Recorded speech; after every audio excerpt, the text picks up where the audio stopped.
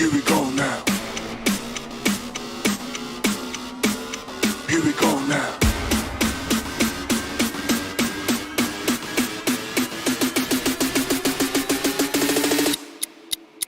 Here we go now.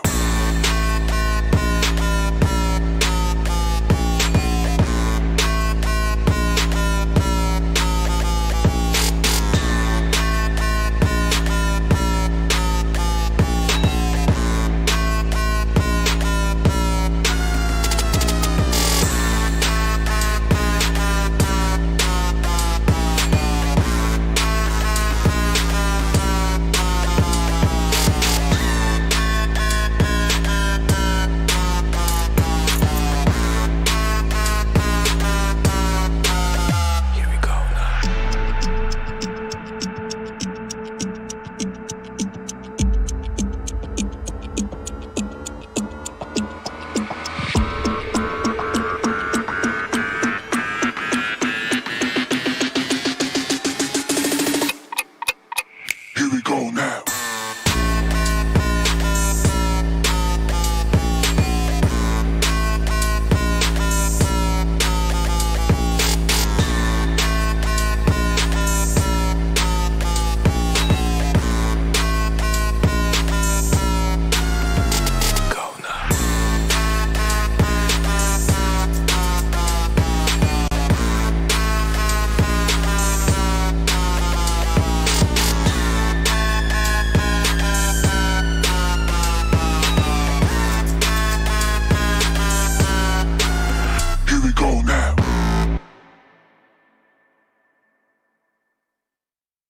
Here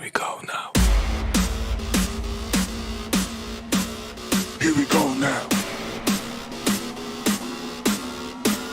Here we go now.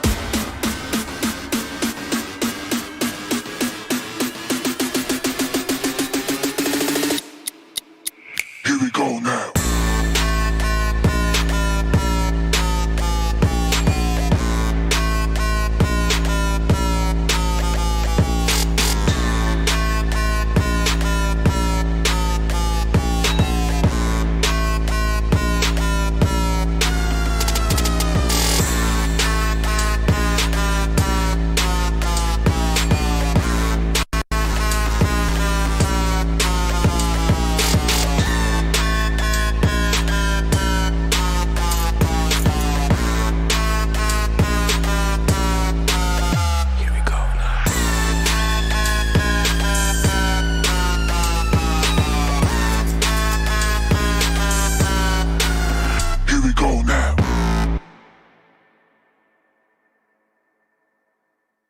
Here we go now. Here we go now. Here we go now.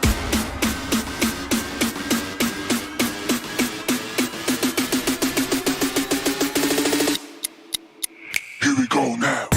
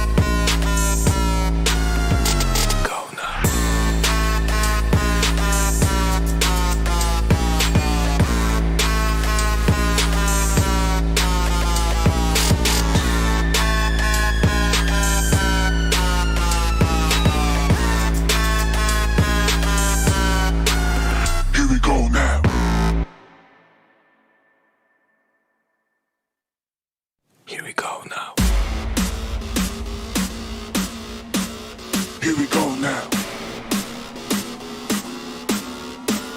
Here we go now.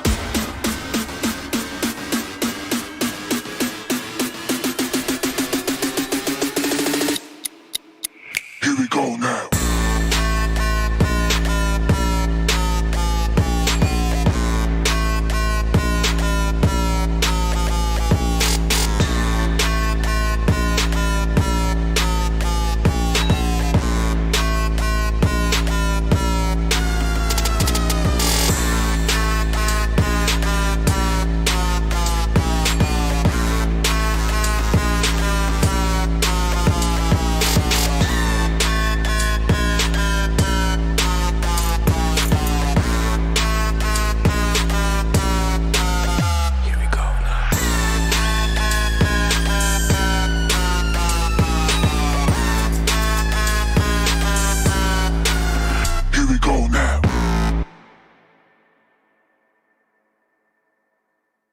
Here we go now. Here we go now.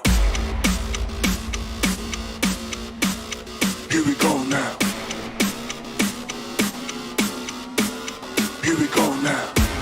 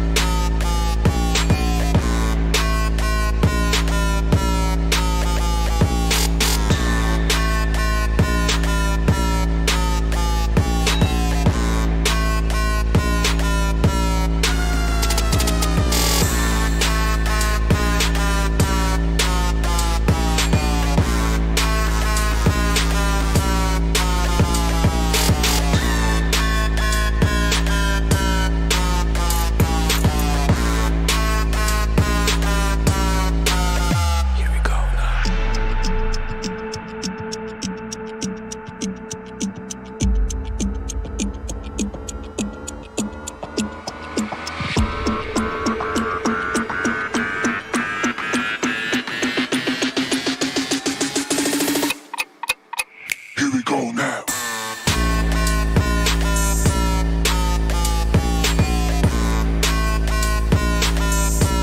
Here we go now.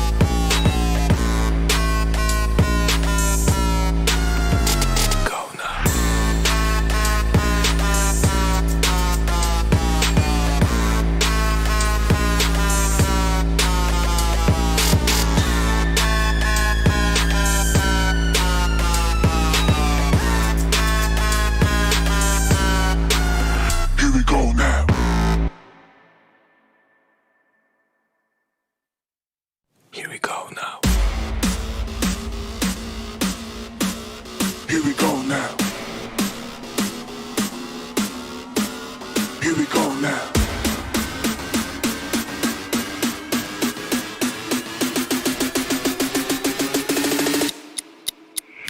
go now.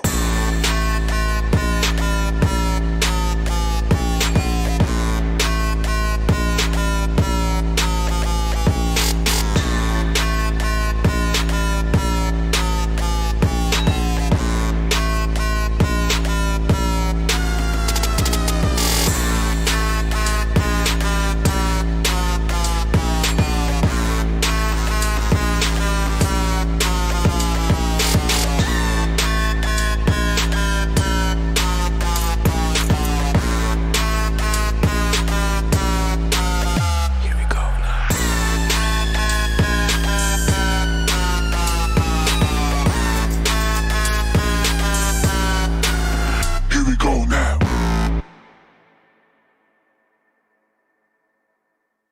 Here we go now. Here we go now. Here we go now.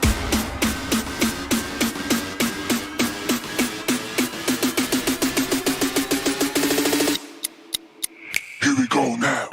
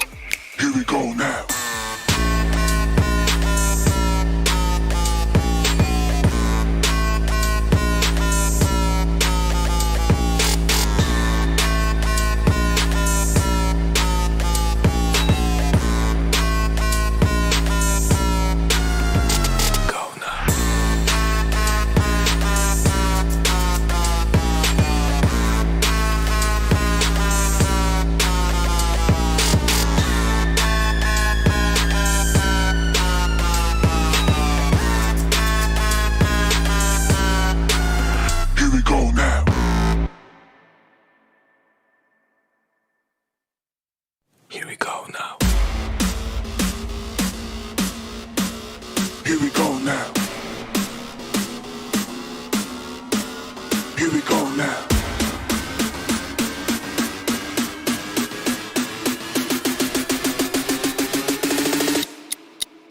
Here we go now.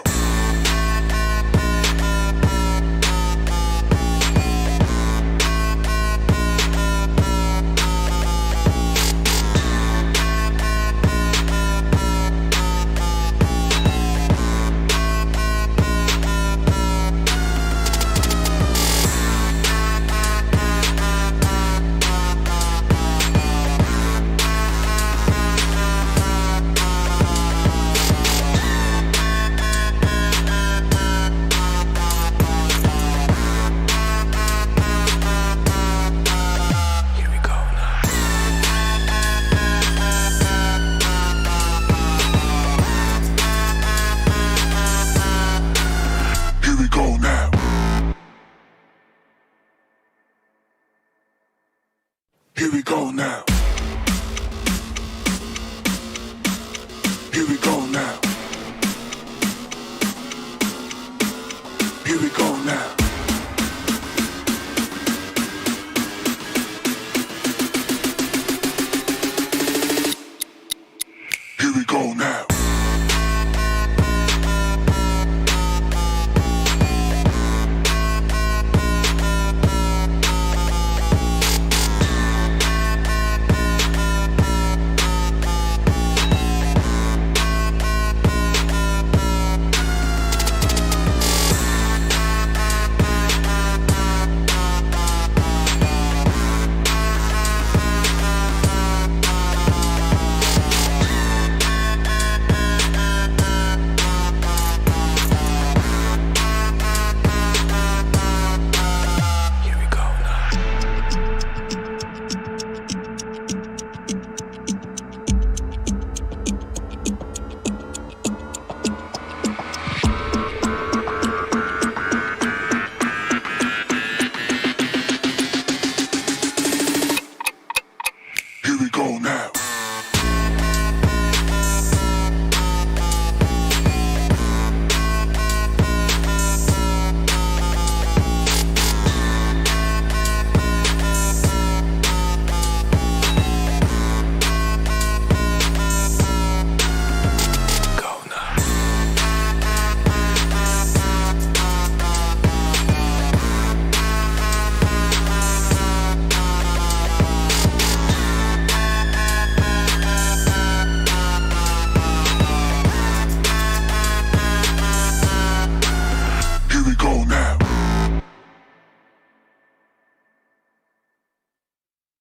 Here we go now.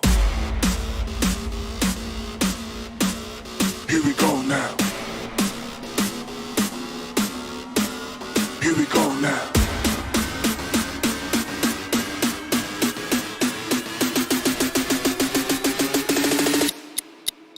Here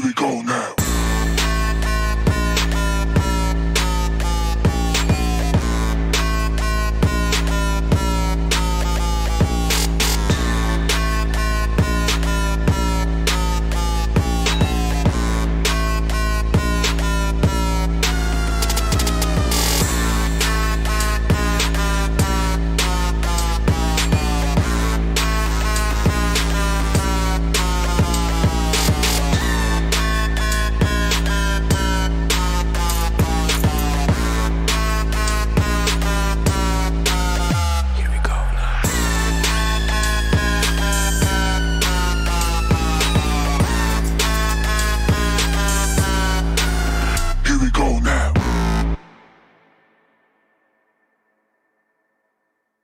Here we go now. Here we go now. Here we go now.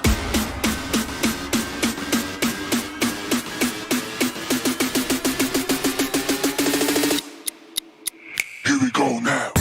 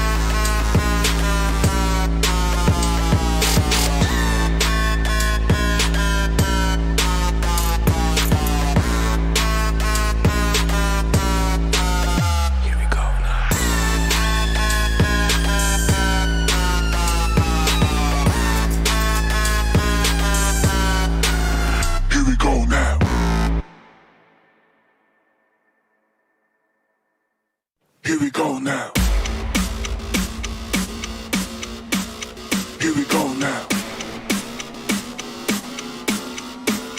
Here we go now.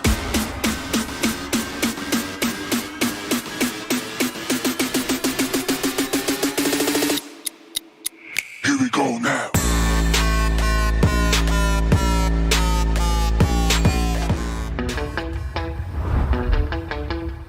Are you keeping it real? I'm calling shotgun, wanna see my baby run. Oh, what's the word on the sea? Kicking up the dust, if you know what I mean. We got a good thing going. We got a good thing going on.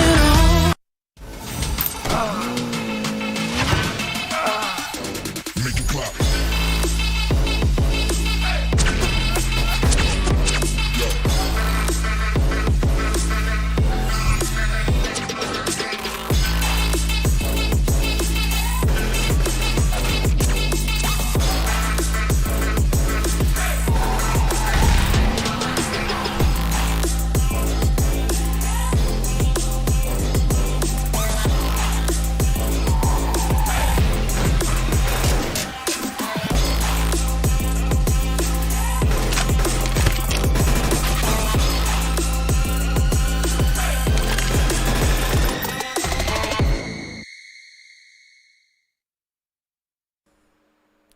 Hello and welcome back, ladies and gentlemen, to PUBG Mobile Club Open Fall Split 2021 Pakistan region, sponsored by Oppo F19 Pro. Woke up for your fun, and a huge shout out to our official media partner Nemo TV. This is the day 4 for the semi-finals of the Pakistan region. My name is Phoenix Shimans. Alongside me, it's IGBL Trooper. Well, hello everyone, and this is the day number 4 for the semi-finale, right? So all these teams who are going to complete their matches today are going to equal 8 matches inside the overall standing. So pretty important day as far as the PMCO as far as the semi-finale is considered, because only a few teams are going to get qualified from here. Yup, and the pressure is high and the numbers of games are decreasing. So some of the teams they have to step up their game, because if they are present on the 3rd and the 4th page of the leaderboard, the pressure on those teams are pretty high. But teams like ZARAR Esports, they just played their 4 matches, but still they are on the 1st page of the leaderboard, so they are quite happy with their performance. Well, certainly they are. Now we're going to have a look at the tournament explanation and the format that is going to be here. And today we are going to witness Group B and Group C on the day number 4 go up against each other. And earlier we have had Group A go against Group B, and yesterday it was Group A and Group D encounter. Every single group is going to play 12 matches, and on the basis of that, the top teams are going to go ahead. Yeah, the top teams are going to go ahead, but why these teams are competing against each other, why these teams are just putting the best effort they can, just because of this massive prize pool, $29,200. If you're going to finish at the 1st place, you'll get $3,600, as well as the ticket for the PMPL season 4. And if you go down, so that's the price distribution. But at the group stage, if you are just qualified for the group stage, you get $300 for yourself. But how we're gonna notice and how we're gonna calculate that which team are at which position, just because of this point structure. For the 1st position, you'll get 15 points and the number keep on decreasing. And the 13 and 16 position, if you're gonna end up at the 13 and the 16 position, you'll get 0 placement point. But the X factor is the kill points. For each kill, you'll get 1 kill point. Well, yes, and now we are going to have a look at the squad rosters for Group B and Group C, who are going to play their match number 5, 6, 7 and 8 today. Max Esports, we've had a good look at them in the past. Freestyle would be joining them, and ZARAR from the previous PMCO, they're going to be here as well against Team 138. Let's see how these teams are performing. ZARAR Esports, they're also looking really good inside the tournament. We'll have a close eye on them, but F2D and Too Easy 4 are going to complete the Group B. Yeah, Too Easy, they are also present in the Group B, but let's talk about the squad roster of Group C. We have Team Star, Clarity Esports, and if we talk about this team, they are at the 11th position with 51 points. Team Star on the 12th position with 48. We have the Grounders, COBx, Modified, Reaper X, and one of the famous team from Pakistan, Portal Esports.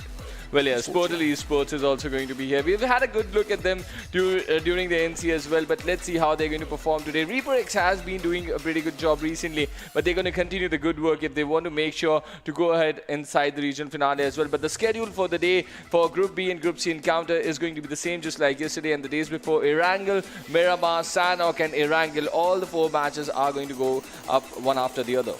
Yeah, but let's have a look at the overall ranking and we'll get to know at which team is on the comfortable position and which team they have to step up their gameplay. UAG Tough, they are on the first position with 139 total points, but they already completed their 8 matches. Solo Esports, as I just mentioned it earlier, that they are on the 8th position, just played 4 matches, secured 1 chicken dinner in their favor, 56 points. Oh my goodness, that is amazing. Well, yes, and look at that. Only one team from Group B and C featuring inside the first page of the overall standings, that is Solo Esports with 56 points in just 4 matches. Now we are going to move to the page number 2, and this is the pretty important page, the business end of the PMCO semi-finale, because there is going to be line drawn between the hashtag 14 mark, and you just got to make sure that you are inside the top 14 teams. Only and only then you're going to be part of the regional finale, and there the big guns are waiting. I8 and Quraysh just waiting to complete the lobby, and it's going to be an amazing contest over there. But before that, we've still got 3 more days of action here in the semi-finale, and look at that. Frost encounters are finding themselves inside the top 14, but it's going to be very difficult for them to stick on to their... Frost do have a chance to move up the chance today. Let's see how they're going to capitalize. They have a chance to move on with modified max D.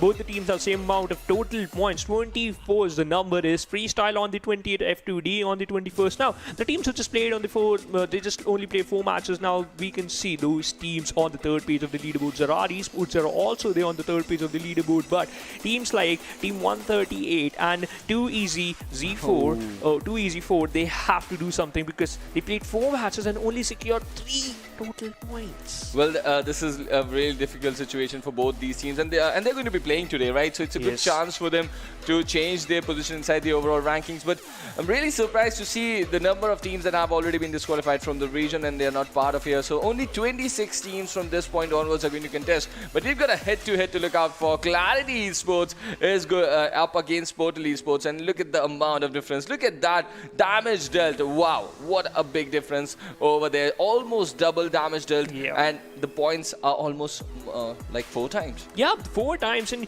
you know what? Portal Esports, they are on the 23rd position, and as you just mentioned, Clarity Esports, so they are on the 11th position. The damage dealt is quite huge, so as the damage received, but the kills are the most important thing. There are 27 kills secured by Clarity Esports and 11 just by Portal Esports. But look at that. One important thing is both the teams are at 0 chicken dinners. So they haven't secured their single chicken dinner, but let's see when they are going to do that, and maybe today's the day. Well, this might just be the day today. It's going to be very interesting how they're going to deal with this. But let's see how they are going to move ahead as well. And 51 total points for Clarity Esports. They're having a really good run. And just like you mentioned, no chicken dinners for them. So so far, let's see when they're going to change that for themselves. And a team to watch out for today is going to be Reaper X. The way this team has been changing their stances. Let's see what they're going to be able to pull off today. Let's see what are they going to be pulled off. But Hassan is the only person who has that 1 KPM because he played 4 matches, secured 4 kills, just out 490 damage. But if we talk about in the damage term, he has the highest amount of number, 933, 2 kills secured by this lad, and he has the highest survival time amongst other teammates as well. So Reaper X, as you just mentioned, this team, they are going to play very well today, and I have high hopes from these players as well. Let's see how they're going to perform today. But the important part is first match, it is going to be Erangel. Well, yes, it's going to be a very important opening Erangel game that we're going to witness over here, and the team that is going to get a really good start over here is certainly going to put on the right gear of shoes, and then they're going to move ahead, and let's see how the 4 matches are going to pan off over here. It's going to be a really important day considering the fact that all these teams are going to complete their 8 matches by the end of the day, and you'll have a clear standing at who's standing where on the overall standings. Let's see what's going to happen. But in just couple of seconds, basically, our first match is going to start, and we'll go, we just hop on the plane and we'll get to notice that from where the playing part is going to start and at which position it's going to end. But we casted some different regions together, right? We saw a lot of western shift of the circle today, and those are some drastic shift, and those are some of the best circle I've ever witnessed today. Let's see if it's going to be the same picture for Pakistan region or not. Well, only time will answer that, and let's see. The flight path is going to be here shortly, and we're going to have a good look where the flight path is going to be. And here it is now, the first game for the day number 4 of the semi-finale of the PUBG Mobile Fall Split 2021. Right here, the C-130 carrying players from Primos to the shores of Stalber, and 14 teams are going to contest over here, and it's going to get very important where the circle is going to go, because a lot of areas towards the eastern side which are sort of inaccessible through this flight path. Yeah, just like the Milta area, the Milta power basically. But I would love to say this thing, that the playing path is kind of dividing the map into 2 equal halves. Now, as you just mentioned, it starts from the southern side, or we can say towards the eastern side of Bremos, and just heading towards the western side of Stalber. Now, Hospital is still glidable, so as Ruins, Katka, Kori, Puchinki, School, Rozok, Yasnaya, Poliana, Severny, Shooting Range, Stalber, you'll get some, not that good, but a decent loot out there in the Stalber area. Now, if any team just drop down towards the farm area, this is going to be very, very important, because in my personal opinion, I think so the circle is just going to form towards the eastern side of the map. It's just going to focus farm, Milta, Shelter. These are some of the area which is going to be inside the circle. So as Puchinki, School, Prison, Mansion, Yasnaya, let's see if my prediction is right or wrong, but PUBG Esports is heading towards the same drop military base. Not a single team just went there at the same island, basically. No, I am not able to see a single team in a military island. So yeah, PUBG Esports will find some good loot out there, and they will enjoy their time in the military base. Ooh! What an amazing circle we have over here. Look at that. Georgia Pool containers right in the heart of the circle here. And wow, such a northern shift of the circle so early in the game. This is going to get really interesting. I was going to say that only one team on the military island, but they've got to travel big distances to make themselves a part of this first circle, and it's going to get really, really interesting. But the flight path has been really good for a lot of teams out there. Teams like 138, teams like Solo Esports, they're going to find themselves in good spots already, and Severny is also occupied by Team Star, the place that they love to go. But let's see how they're going to control the vicinity. It's going to be very, very important when the other teams try to rotate. Now look at that, Bablu, they're quite happy with this, okay, because they are in the dead center of the circle, Trooper, and if the circle is just going to keep moving on towards the northern side, then Team Star, they're also going to enjoy this as well. But as you just mentioned in earlier, PUBG Esports, they have to cover a lot of distance, as well as they have to face a lot of teams. Reaper X has dropped down near those 6 compounds present towards the military bridge, just present towards the eastern side of the military bridge. Now, COBx, this team, they are looking kind of amazing. But you know what? I just want to mention one thing, that they have to work on their gameplay, because they are in the 24th position, and this is going to play an important role, because now they just dropped down near the Yasnaya Poliana, and they are sharing the same area with 2EZ, with the team of 2EZ. So both the teams, they are struggling right now. Both the teams present on the 3rd and the 4th page of the overall ranking. So this is going to be an important match. In fact, every single match is going to be plays an important role in their, in their journey. It really does. It really does play a very important part. And this team of COBx, they really need some good points, right? And the hunt is going to be definitely on. But 2 teams inside, Yasnaya, Poliana. Let's see how they're going to start proceedings from this area, because it's a high loot area. But clearly, 2 teams here, there are chances that we might find some early tussle. And who's going to be on the receiving end is going to be really, really crucial if that happens. Zed just looting up, but clearly 2EZ4 have not been that impressive in the first 4 matches that they played, so they would really like to change their fate today. Yeah, they really want to change their fate, but Asan, so close to his teammate Safe. Now, we can see that the players from COBx as well as 2EZ. Now, COBx, they are just present towards another side of the road, or we can say towards the right-hand side of the road, and 2EZ, they're just looting towards those left-hand side of the road, or we can say towards the western side of the Yasnaya Poliana. So both the teams pretty far to each other, but yet so close. The important part is whoever finds a vehicle in Yasnaya Poliana, they are going to play, or as well as they are going to be the best team right now, because look at that. they are on the edge of the circle, right? The rotations, they are going to be important. Rozhok, School, both the areas are empty, so as Water City. If the zone just move towards the southern side, then if you have control of the Rozhok, then you can be the king. You can enjoy a lot of kills. You can easily gatekeep for some teams who just move from the southern side of the map. Max T on the other side, they are enjoying towards the Pochinki area. They are also playing on the edge of the safe zone. Freestyle playing with that standard split. Yeah. Drop down towards the quarry. Well, it certainly makes sense. The way we are witnessing those hard shifts come into the play, the meta has certainly changed for the circles inside this false split. So definitely there's a possibility that the Rozhok City might come into the equation if there's a very hard shift towards the southeast side. And we're going to have a clear idea once the second circle is going to shape up. But for now, look at that, the kind of cluster that is developing near the Georgiapol area. So many teams already there, but Freestyle, as you just mentioned, are also looking to rotate towards the circle now. They're just finding themselves on the edge of this first circle, but I don't think they're going to stay there for a very long time. They want to, they would be looking to take a more centralized spot. Oh, for sure. They will be. But now TG on the other side, they are moving from the western side of the area, so the rotations, it is going to be quite easy. But the grounders, they are just heading towards the Georgiapol City for sure, or maybe they can contest the hospital area as well. They might end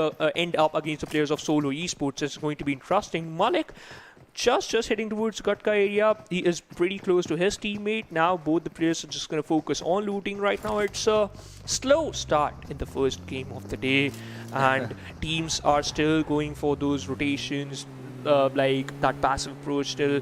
Now we can see that two teams are pretty close to the northern Georgiapol City, but just avoiding the fights.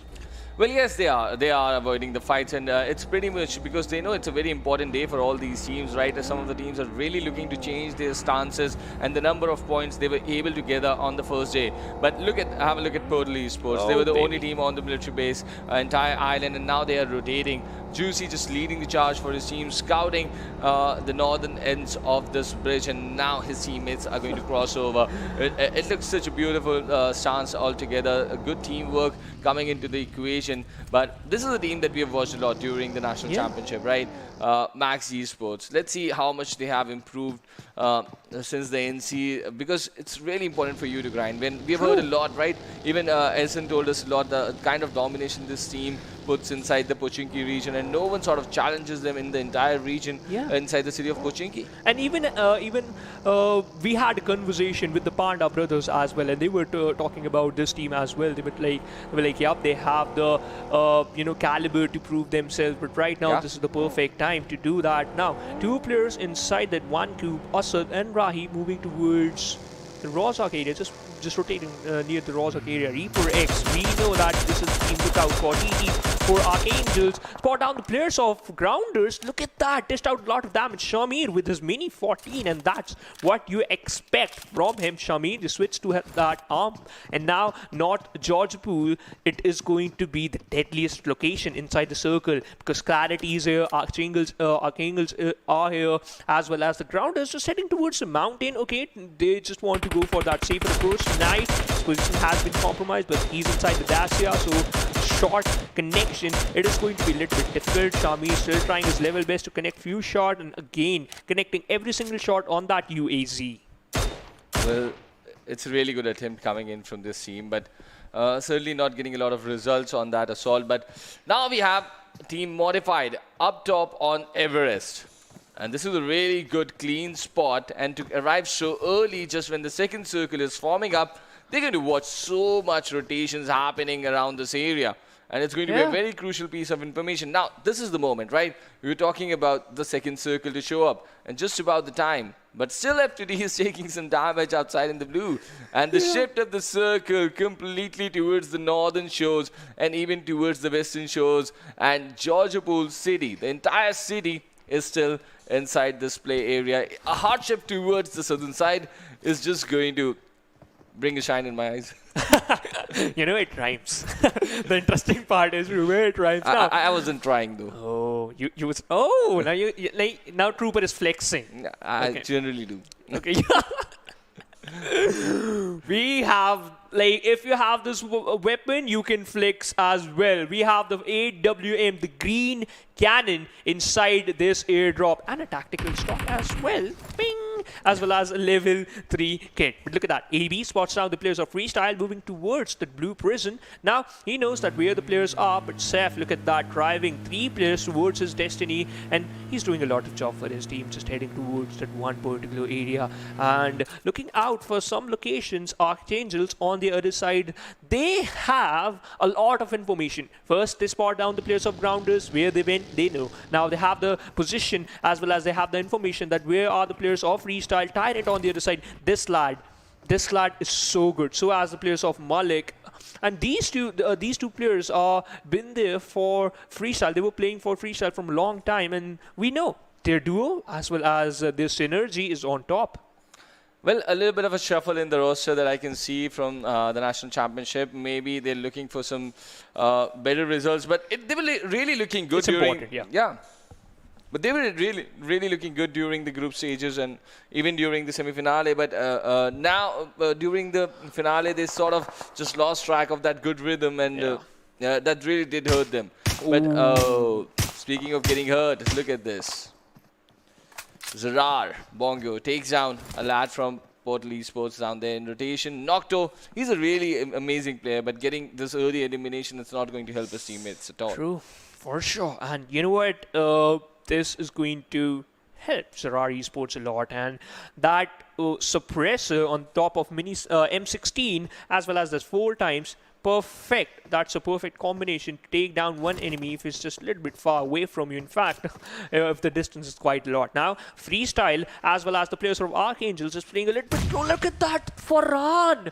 That grenade was almost perfect, literally almost perfect. But Kardari heard the sound, and in fact now he knows that now if the grenade is going to be that perfect, he has to change his location. Now reposition himself, just sat down his buggy, just going to focus on the rotation for Ron, just looking out for him. He might punish him, but it's going to be a little bit difficult because we can see there's a lot of compounds providing cover to Kardari. But for Ron, this man is sticking with his team, but Abby pretty far away from the pack.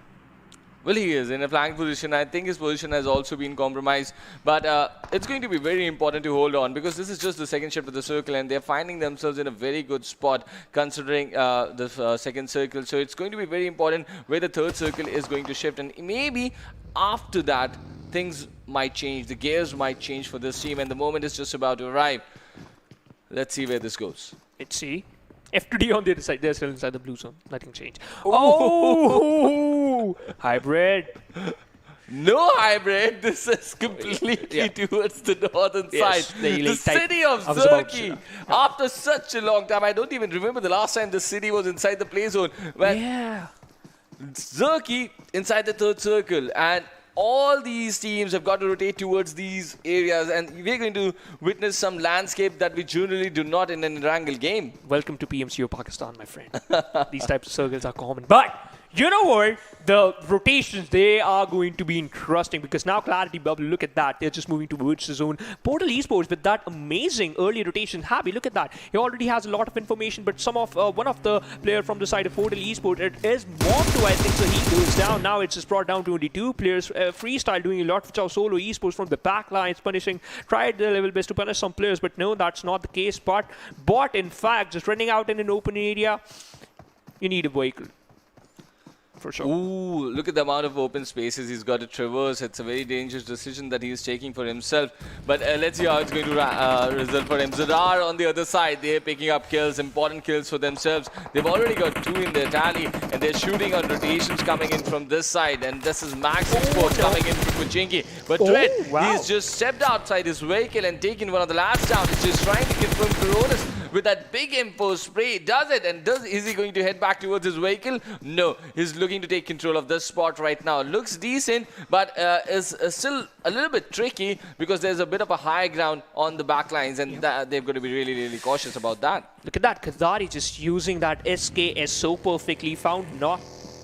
But the kill confirmation is not yet there. As you just mentioned, that you have to be careful from the mountain present towards on the back lines where the players were holding. Freestyle got down the players of Too Easy, and Tifa goes down, and he's just hiding behind the ridge, but he got knocked out, so he'll be bleeding out slowly and steadily. Now Black just going to confirm that kill. He will try his level best to confirm that kill, but no, unable to connect single shot. Too Easy now in a bit of trouble because they lost their one player who was pretty far away from the pack fix, just moving back. And now for sure, if they decide that they are going to revive their teammate, it's going to be a good point, but it's going to be a bit risky as well. It's going to be a heroic effort if they are going to able to pull that off. With Freestyle just around the corner, the revive is very difficult. Zad has reached over there. He's going to hold on, but look at the position of Gadari. He is looking so well stationed to hurt them now. Zad needs to be really, really cautious. The split is not really looking good for them right now. The nade looking good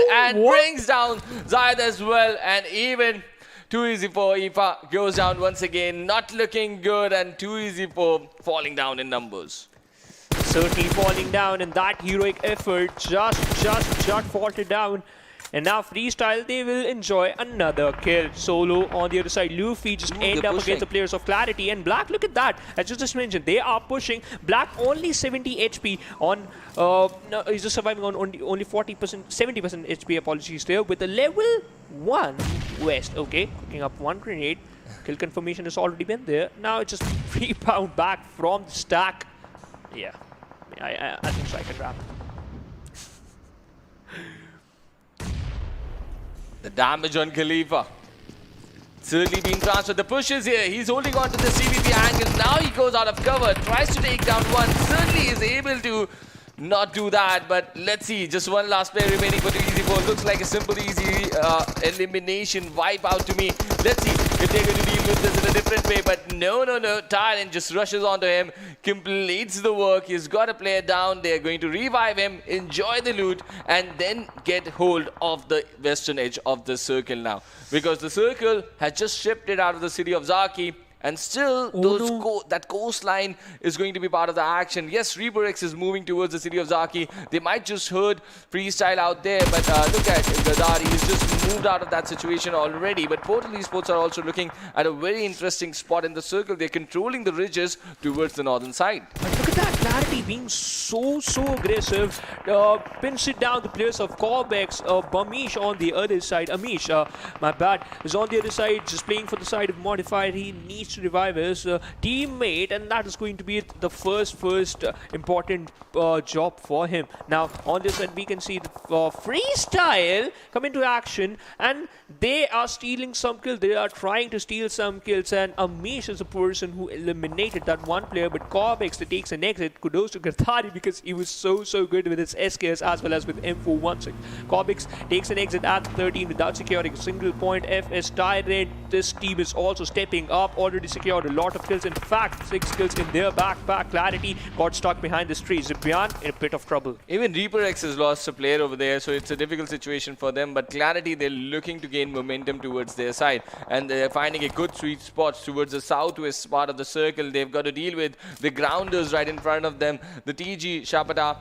Let's see what is he going to do. Jigsaw here with him, watching this rotation coming in from Dani, and is he going to allow that? Yes, he's certainly going to give him an easy passage. Yeah, they are going to give them an easy passage, but look at that, grounders. Now, they have a control of the center of the circle. Venom on the other side from a different angle. His kill has been secured by Zigzaw. Tyrant spots down the players of ReaperX. He's going to punish them a lot. And now, they are just got knocked out near the shore. Zigzaw, he's again stepping up. We want to secure another, and yup, another in the backpack. Tyrant, he's not stopping. Malik on a very good position. So as Gardari switched to his M416, dished out a lot of damage, received a lot, now falling back on 15% HP. The backup is already here. Now, look at that, cooking up another grenade, and now this will decide the fate of ReaperX. It lands perfectly? I don't think so. It's a bit short, dished out a lot of damage. Vampy on very low HP. Now, oh my goodness, Malik, he will go down by that explosion, but Hassan on very low HP. Now, it just all comes down to Vampy, surviving on just 10. Black slowly and steadily closing in, so as Tyrant just playing from the edge, and now has the height advantage. And certainly the fight is out here, but he takes one more player down. But luckily, Freestyle have the numbers in their favor. It was a really good attempt coming in from Reaper X, but yes, they were eventually pulled down in this opening. Erangel, a nice valiant effort going down, but yes, they are certainly going to gain a lot of confidence from this fight. The way they just denied to go down easily was really remarkable. But the next shift of the circle, slightly towards the northern side, this is going to pose a lot of problems to all these sort of teams who are just lurking around towards the southern part of the circle. Even ZARAR Esports are finding them inside. They've got a good ditch to play with, but do they have the players? They've got 3 players right now, but it's a very big open space that they got to control. Are they good enough to do that or not? We've got Vaz here in front of us, one of the star players from the previous tournament. Let's see how is he going to handle the situation. Max Esports headed towards him. He takes one of the lads down from the buggy that was from Team Modified, and now Max Esports right in front of him. Let's see this Nate going towards Red. He has a clear idea where they are, and he's just looking for some support. And Bonga is just arriving towards him, and Vaz alone has been just that stopping force, stopping the entire team of Max Esports towards this side. Let's see how this fight is going to go ahead. I think Max Esports are already starting to rotate. And that is going to be the best option. The grounders on the other side found an opening with that one grenade. Look at that surprise, which was very low HP. Hasu just fighting some random bullets on top of the players. A bot bullet got, he was surviving on 40% HP. Zord, his skill has been confirmed. Knight got the grenade, a title, because he secured 2 kills with that one grenade. F2D stepping up. So Rad looking in a very difficult spot. Modified on the 9th position, they got taken out. Bonga just healing himself up. But the interesting part is he has only 4 bandages left and 5 energy drinks. Applying those, use that smoke grenade to make an extra cover. Well, yes, still 8 teams remaining, and they are part of this fight. 28 players, so good. Teams have a good number of players that are alive for them. But now, look at that. Gadari is also eliminated. It's a team. Clarity Esports getting some good kills for themselves. Max also are regrouping a little bit, but this is Vaz. He's pinned them down towards that part of the map and making things really difficult for them. And one more of them goes down. Hacker goes down this time, and Dread is pretty close to him. He's just in that dilemma whether to hold on to the revive quickly or just to wait on. But the vehicle is also exploded by Bonga over here. They're applying really good pressure on them. He's certainly applying a really good pressure on them. Look at that. Vaz and Bonga pretty far away from each other. Max D, Rahi, he just wanted to revive his teammate. And yeah, on the other side, Red is just doing the same thing. Assad on very low HP. Bonga keep on firing. Shell applying some bandages so that he can heal himself up, because he's just 100 meters far away from the safe zone. Approx 100 meters TG. The ground is looking so strong. Secured 4 kills. All the 4 players are alive. But Bonga, he's not stopping. Dread got knocked out again for the second time. Maxi, 3 players are still surviving, but they have to move inside the circle. 25 seconds left on the clock. Bonga on the other side just used another smoke.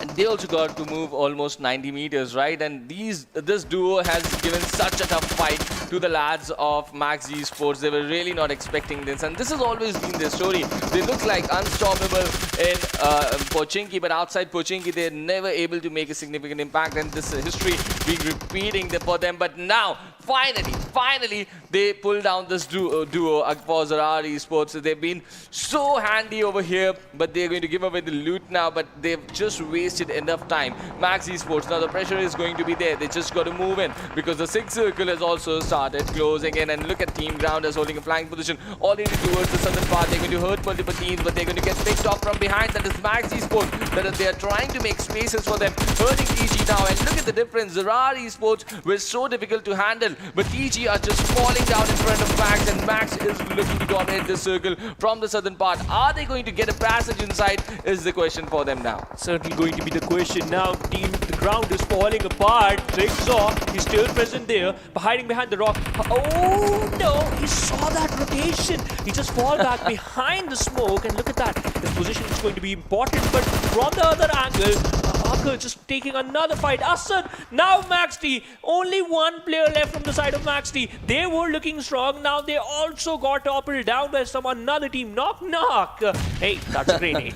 Well, F2D goes down. This is Dani's nade doing the damage over there onto Juicy on the other side. But Clarity Esports also looking to pick off some important kills. Jigsaw finally getting eliminated over there, and that is the end for the grounders as well onto the 6th spot. Now we are down to the top 5 teams. Even F2D are here with all the 4 players arrived. This is certainly the kind of game that they've been looking for at the start of the day to change their positions on the overall standing, and let's see if they can sort of dominate over here. But who's dominating inside the feed? This is Dani with 3 kills already and the top 3 teams. He's also getting the Grenadier, but on the other side we have Team Star, who are just patiently waiting. They've played this game so silently up till this point, but managed to get so many players deployed inside the final circle. It's going to be really interesting how they're going to deal with this. Now from one side, this is F2D coming towards them. Onto the other side, it's Team Bablu. The team is looking dangerous. They are just trying to dominate and kill everything they're finding on their way, but they're going to deal with 2 dangerous opponents right in front of them. They're taking random shots. They have the smokes in front of them. They're trying to pin them down, but from the far side, Star is seated beautifully. They've stationed themselves so beautifully like a picture. And are they going to hurt Bablu? That is the only question. That's certainly going to be the most important question. But look at that grenade from the side of Zibyan, knocked out Evil. Now, Knockout, Jaguar and Junction is there, but this approach from the side of Bablu is looking so good. In fact, Clarity now, oh my goodness, takes down one, takes down another, but at the end he goes down. This is going to be important for F2D because Jaguar is the only player surviving from the side of this particular team. Only 3 teams left, 10 players are alive. And Zibyan goes down. That has shifted the favor towards Team Star. Now look at the forecast. They've got the 70% chance, and this is exactly what we're talking about. They have this opportunity. Zibyan is down, but it's now up to Dani. What is he going to do? Look at all the players from Star just sitting so beautifully, waiting for their chance, and they're just waiting for that fight to happen, reading the kill feed so beautifully. They're playing for the all-important 15 points, and that is exactly what they're looking to have. They have a really good chance of getting their hands on it. Now they make the push with that vehicle. They're just inching closer to the play area, but they are still already inside the circle. How is Dani going to deal with this? He's got Zibyan back. Wolf is also standing up, but this is a 3v4 situation clearly. Yep, this is a 3v4 situation. Clarity still secured. 12 kills. Looking out for some more players of Star. They are still hiding behind those vehicles. Again, they are playing a great job. They're doing a great job, playing one of the best games right now. The loser on the inside is firing some random shots on top of the players of Clarity, but that Rich providing them a lot of cover. Loser still swinging with that AK. Just disconnected one shot on top of Bablu Wolf. Well, F2D is still here. They have regrouped while all this was happening, and they've got 3 players still into the equation. They might just surprise anyone, but who are they going to surprise? That is the question. Anonymous taking shots from FTW, but Dani senses the opportunity and takes him down. Anonymous, he's low, he's eliminated. Star down to 2 players. They're losing players, not looking good for them, and let's see how they're going to deal with this. Loser and Fury still in picture, but where is the 3rd player from Team Star? That is going to be the question. He's taken one of the lads down from that nade. F2D have got to do some regrouping. Even Bablu have got to do the regrouping. The revive has been done by them. There's a molly that is being picked off, but I don't think it's going to make any difference. Yep, it's not going to make any difference. But he compromised his position here, Bablu. In fact, the player from Clarity saw that trajectory, but Dani still hiding behind the Tesla. Switch to this M416. He's on rampage. 5 kills secured by this one lad. After 23 seconds, the 8th circle will start closing in. 38 meters is the distance. Clarity, 3 players arrive. F2D still in the fray. Fury just looking out for the team as well as providing some cover to Zyro. 10 more seconds remaining, and then the zone will start closing, and this is not looking good inside the favor of F2D, and this is going to be a very tough task for Team Bablu, considering the fact that Team Star have got multiple players already inside the circle, but one of them is down, and this is Dani making the impression. Can he get the second one? Can he get the second one? Fury just surviving behind that buggy over there, and they're just looking to hang on with a nod over there, but now Team Bablu, they got to move forward, and that is why the vehicles are going to come into the equation. A very good driving skill being executed by Dani. Very few space, but they've deployed the smoke, closed it down. The push is going to be on there. Dani goes down. Fury is still standing up. He's trying to pick off Zibyan, but Zibyan traded him out. F2D have already been eliminated. Zibyan coming in from the right hand side, trying to create a prank angle. This might just be Clarity Esports chicken now, but Wolf is being spotted. He's going to get knocked down here. No! He finishes the job for his team, and Clarity Esports go away with this beautiful, beautiful chicken dinner in this opening game on day number 4. Yeah, the first game for the day secured by Clarity Esports. 17 kills secured Wow. by this team. Look at that, 2,990 win damage. The overall ranking is 4. Total points secured by this team is 32. That's a massive number, Trooper. Dani. There's got to be no one other than Dani who can be the MVP for this game. He's just played this game so beautifully. He just went down inside the final circle when he closed into Fury over there. But the way he's controlled the game for his team, it's been beautiful. They've eliminated so many teams out there. Look at that, 17 kill chicken dinner. This is a team that is dominating everywhere. It's the team that is dominating everywhere, and that's what I like about them. But how many points other teams secured? Just like we saw that ZARAR as well as F2D, they were in the final circle as well. But these fights, they were amazing. But I literally love the way it just started, because it just the circle basically just formed towards the northwestern side and just shift towards Zerky area. Then it's towards shift towards the shooting range side, or we can say towards the western side of the shooting range. Zerky, it was part till the third zone. Then after that drastic shift, every single team just decided to move inside the circle. Portal Esports, they lost their 2 players in a very, very early stage, but still those 2 players, the final 2 players surviving till the end secure. At least they were in the top 7, I think so.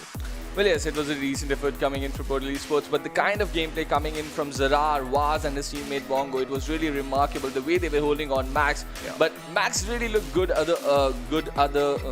when they were facing other teams. But Vaz, he was a special player out there, just holding on, and really he's going to be part of the top 5 players. I'm just hoping.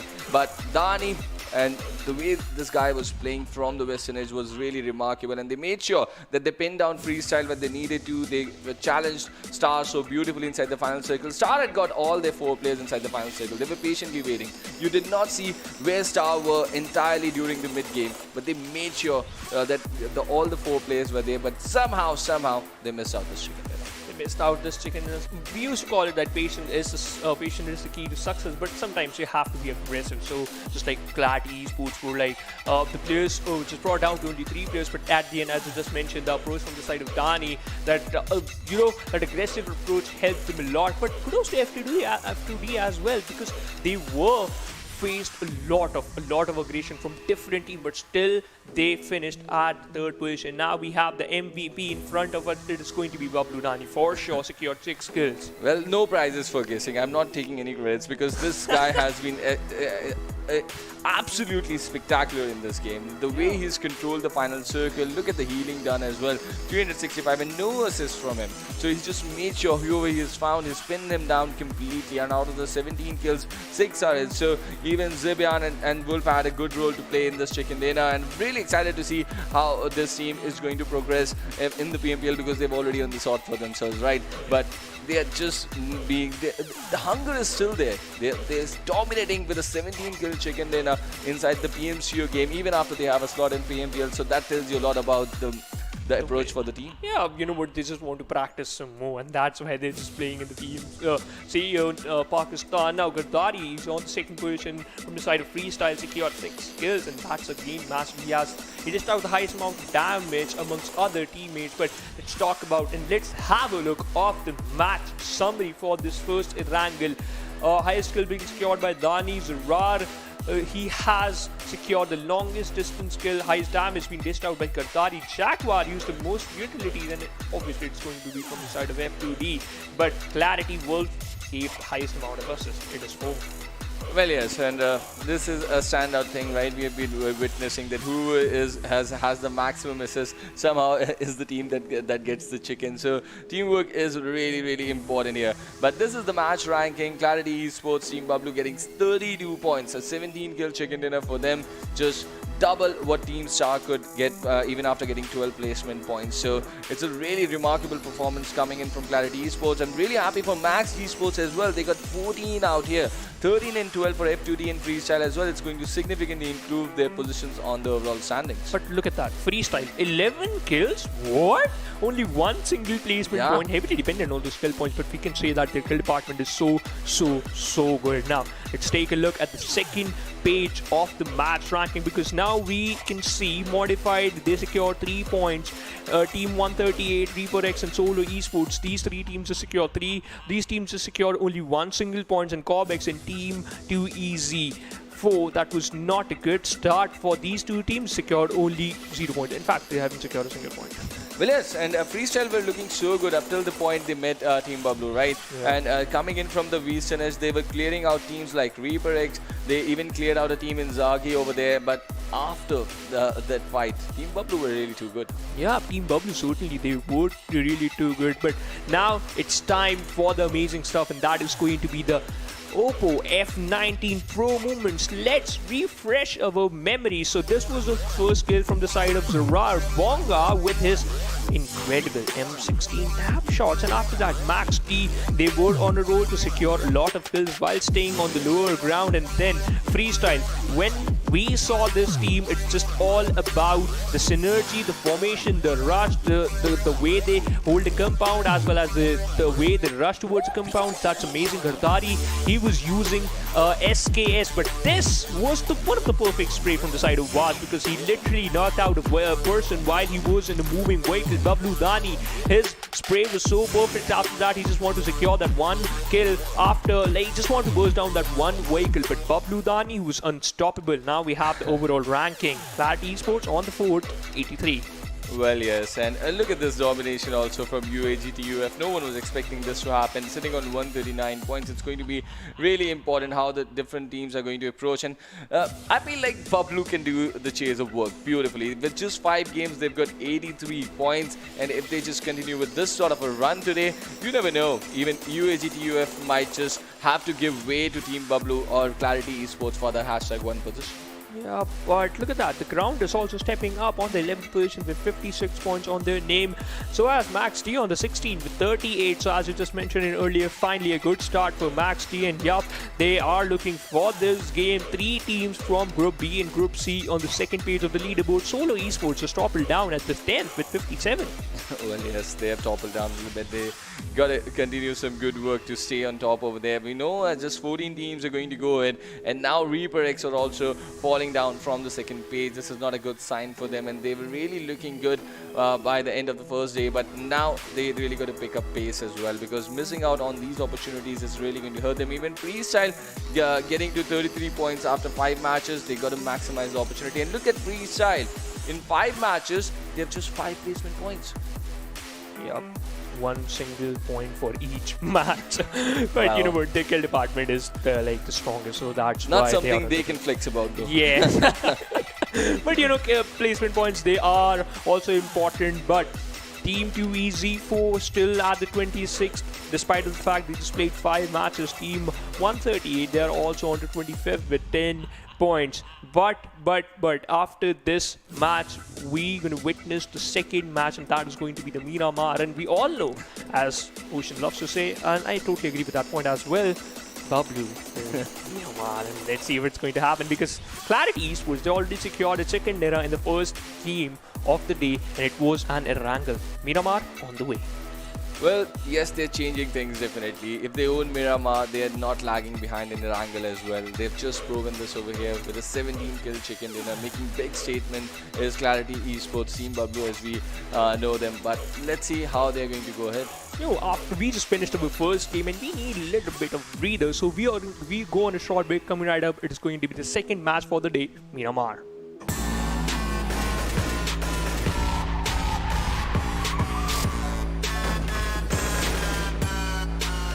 Here we go now.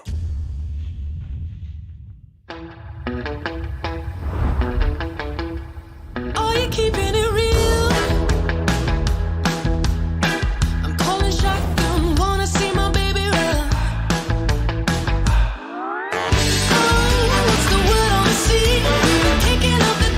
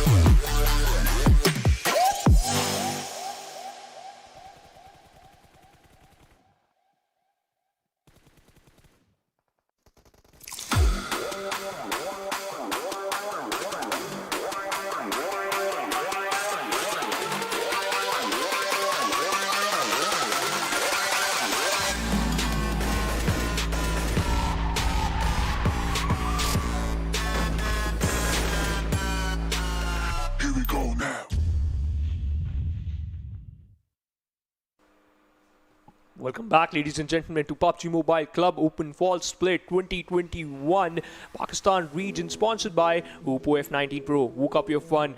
We are just heading towards the second game for the day. First match has been secured by Quraysh Esports. It's going to be the Miramar, and how much excited you are? Really excited. The schedule is here now. We've got this Miramar game and 2 more matches remaining after that.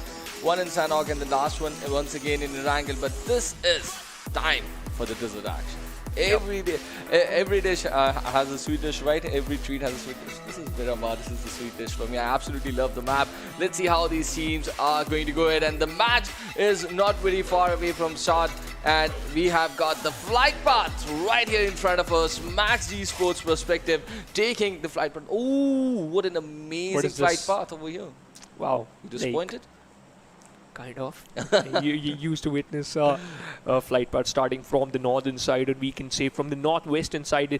It just starts from the northern side of the Impala. Still, the northern is still there, but Impala? Oh my goodness. Now, just heading towards the Minar, and just heading towards the prison area. If any team just drop down near the prison, this is going to be interesting for us, how these teams are going to, perform in this type of circle. And what if the circle is just going to form towards El Pozo? How on earth you're going to manage to just move on towards El Pozo if you just drop down near the Chumasera area? Well, this is the difficulty, right? If you're an IGL, if you're playing the PMCO, you've got to be prepared for these kind of a situation, and that is why it is important to practice again and again. These strategies, rotations become a very crucial thing in this, and where are you going to drop in to access access those vehicles and rotate towards your initial drop? And what if you move towards a different part to do it and the circle goes completely towards the northwestern side, Al-Azhar? It is going to be amazing to witness, like quite an interesting You're to very witness. mean. Yeah, I know, I am mean. That's what my friends say, but look at the position of Star. Well, yes, have a look at the drop locations now. Picardo is looking to get occupied by COBx, and oh, what a circle, what a circle. These 2 islands. If you remember that game from National Championship, there was a swimming contest that was executed, organized By the PUBG gods. by the PUBG gods, and all the teams, they just swam across towards those 2 tiny islands towards the eastern coast, and by the looks of it, we might just have one more swimming contest today. I would love to see that. Let's see who's already going to start swimming towards that. At least deploy one player already. just for the sake of it, yeah. That's the way I just gonna approach to a circle like that. But look at that. Too easy for just found a first blood for the second map of the day, and Fix is the one. Mr. Fix is here to fix some stuff because they are on the second last position in the overall ranking. He has an interesting combination. AKM in his hands, and right now secure the first kill. 55 players are there in the lobby. He has a pretty decent loadout. Look at that. Level 2 backpack, level 2 vest, and a level 1 helmet. Well, yes, he's already got a kill for himself, right? So that's going to do a lot of good to his confidence as well, and it really becomes important for a team like 2EZ4. They're struggling so much on the overall standings, and just winning a 1v1 situation might just be the kind of confidence booster that they would be needing to make sure that they go ahead and make some impression inside the game as well. So let's see what they're going to pull off. But Amish from Modified, he's just holding on to an angle that really is not looking a very good cover. Yeah, this is better. This is, this is way better. Level 3 helmet with the Thompson, extended mag, level 2 vest. That type of loot I would love to have in very, very early stage. But still now, go down, don't worry. Yeah. Like, why? Ruper, why? Like, you have some personal grudges. I know I beat you in that 1v1 TDM, but come on. Please don't do that. Now, look at this. This is a flying position for Khalifa over there. And look at this. Mr. Fix, where have you been? And now this is going to change the scenario completely for Amish. And Modified here in front of us. And this is not looking good for him. He's got enemies in all the possible directions. I defeated you that 1v1 TDM, I still remember that. But as you just mentioned, Amish is just hiding behind the crates. But now look at the position from the side of 2EZ4. One player, Mr. Fix, is just present towards that one single compound, just behind that one compound. Khalifa inside the blue house. Other 2 players again to the adjacent compound. Amish, he has some amount of information. He lobbed that one stun grenade, right? But that was not enough to flesh out some players. Well, yes. Let's see. He's just holding on. I don't think that the team of 2EZ4 have a clear idea where he is, because he's not holding a very good angle over there, and if just a nade is dropped inside between those two blue containers, that might just be the end for his adventure over there. But now his teammates are getting inside the equation as well. Let's see how this is going to change the stance for them. Looks interesting already though. But Mr. Fix, he sort of looks to have a different plan. Where are you going, my friend? Backup plan, I think so. This is gonna. He has a backup plan, and right now he's just taking it. Okay, so let's read this. So Mr. Fix is just trying to move in towards those southern parts. So he's just utilizing this time. They've wasted enough time in just trying to find out that solo player. So they now realize that this time is absolutely important for them to pick up loot as well. And that is exactly what they're going to be doing now. But the problem is that the lads from the other team have closed in already, and they're already stationed on the northern side of the ridges, so that fight might still break off, because only one of the team is looking to disengage, but the other is still in the aggressive stance. Yes, and you know what? That aggressive stance is important because they need some kills. Jaguar on the other side up against the players of Freestyle Tyrant. From the distance, Jaguar switched to his 140 3 times, trying his level best to dish out some amount of damage and able to connect a single shot. But Malik from the another angle takes down Evil. He does. F2D once again not having a really good outing out there. They got a really good match in Erangel, but certainly it was not a very high fragging game for them, so they really got to work on the fragging department. But if they go up against Freestyle head on, I think everyone is going to put their money on Freestyle, because they certainly look a very much more equipped team. Let's see. And look at this flying positions that have already been created by Malik and his teammates. Yeah. Applying the pressure and making sure that just a little bit of the coop is visible. Now this is a trap. You know, they want. It's a bait. Yeah, it's a bait. They want, and look at this, smoke is a bait as well. They want that F2D should come out from the other side of the compound, because that is where the other player is stationed. That's how mind games work. Yeah, you really got to be very quick on this, right? And look at this. This is a good split coming in. And even Tyrant has been spotted though, so they have read the situation. Yes. They're not falling for this trap. That's the best part for this now, for F2D Esports for sure. But this is just two players from Freestyle. Now the other two are arriving as well. Let's see what is the next trick. Okay. Now they realize that there's no point showing the coop over here, so they're going to take it away and deploy the remaining two players. And now the third angle is going to come into the equation. This is Freestyle and a brilliant technical game, and working amazingly. Look at that. Tyrant going for that long flank now. He's reached where Malik is. Yeah. But it's not, like he's still sticking with the plan. Let's see. Let's see. He's This is also a going on the 2-2 flank, split now. right, This is a 2-2 split. And FTD are absolutely confused. What are they doing? So as I. A little Now bit. the third angle comes in. Oh, this is the Bermuda Triangle. But there's a different team in the rotation. Now Freestyle. Oh, the plan has backstabbed them, so they forgot to find a better spot. What Solo was doing, they're literally just focusing on the rotation. They spotted out one player who was just sitting inside that one vehicle, but still was focusing on that. Malik from the different angle. Now he has been spotted down by the players of F2D. Look at that. His vehicle is almost destroyed. He's so as him. He's just surviving on 10% HP. His vehicle just got blown up. Deployed 2 smokes. And now he's lost the vehicle that he was using. So good to rotate. He needs help because Solo is in the flank position, right? Yeah. And that is why he's just running back, because this can just be the trap that he doesn't want to fall in. And Tyrant has a vehicle that he desperately needs, so he's just falling back a little bit.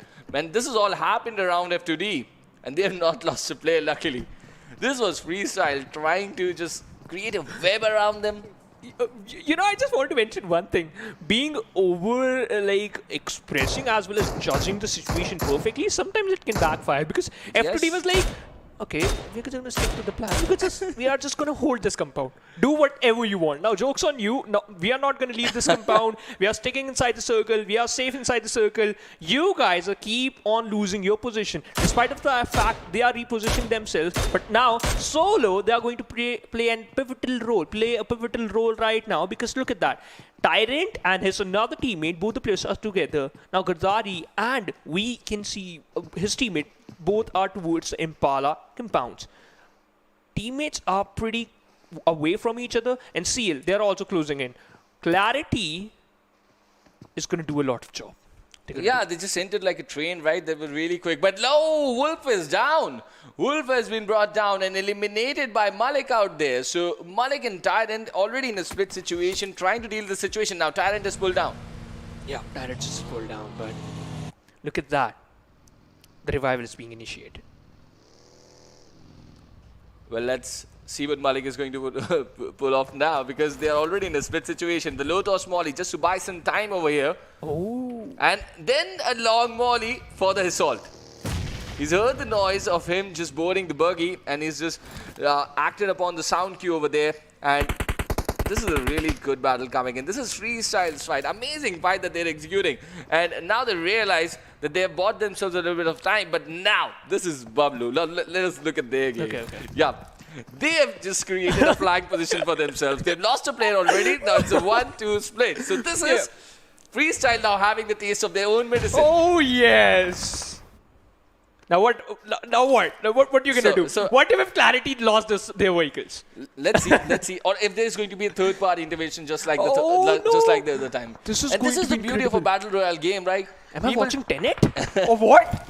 What is going on? People just try to execute their strategy. Now this knock from Dani comes on Tyrant. A beautiful knock, and now they're closing in. Dani realizes that there's a player who's just involved in that revive. So he's creating a different angle. He's going to get spotted.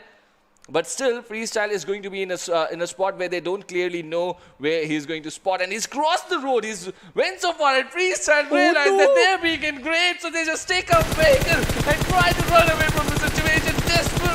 Desperate. Freestyle trying to go back. There is a player in the flying position trying to give some cover fire. And Malik, under pressure, Gazari goes down as well. Wow, but they're going to regroup. They have some concrete cover. They just escaped from a very difficult situation. This was Team Bablu's web around them now. You know what? Whatever you do, you're gonna feel the same wrath. Now, Freestyle, they are safe. At least they collected one kill, and that is the most. Like, doing a lot of job, rotating all around, pinching down a lot of team, engaging with a different team. At the end, what do you have? Only one kill? That's how you're gonna play. Amazing.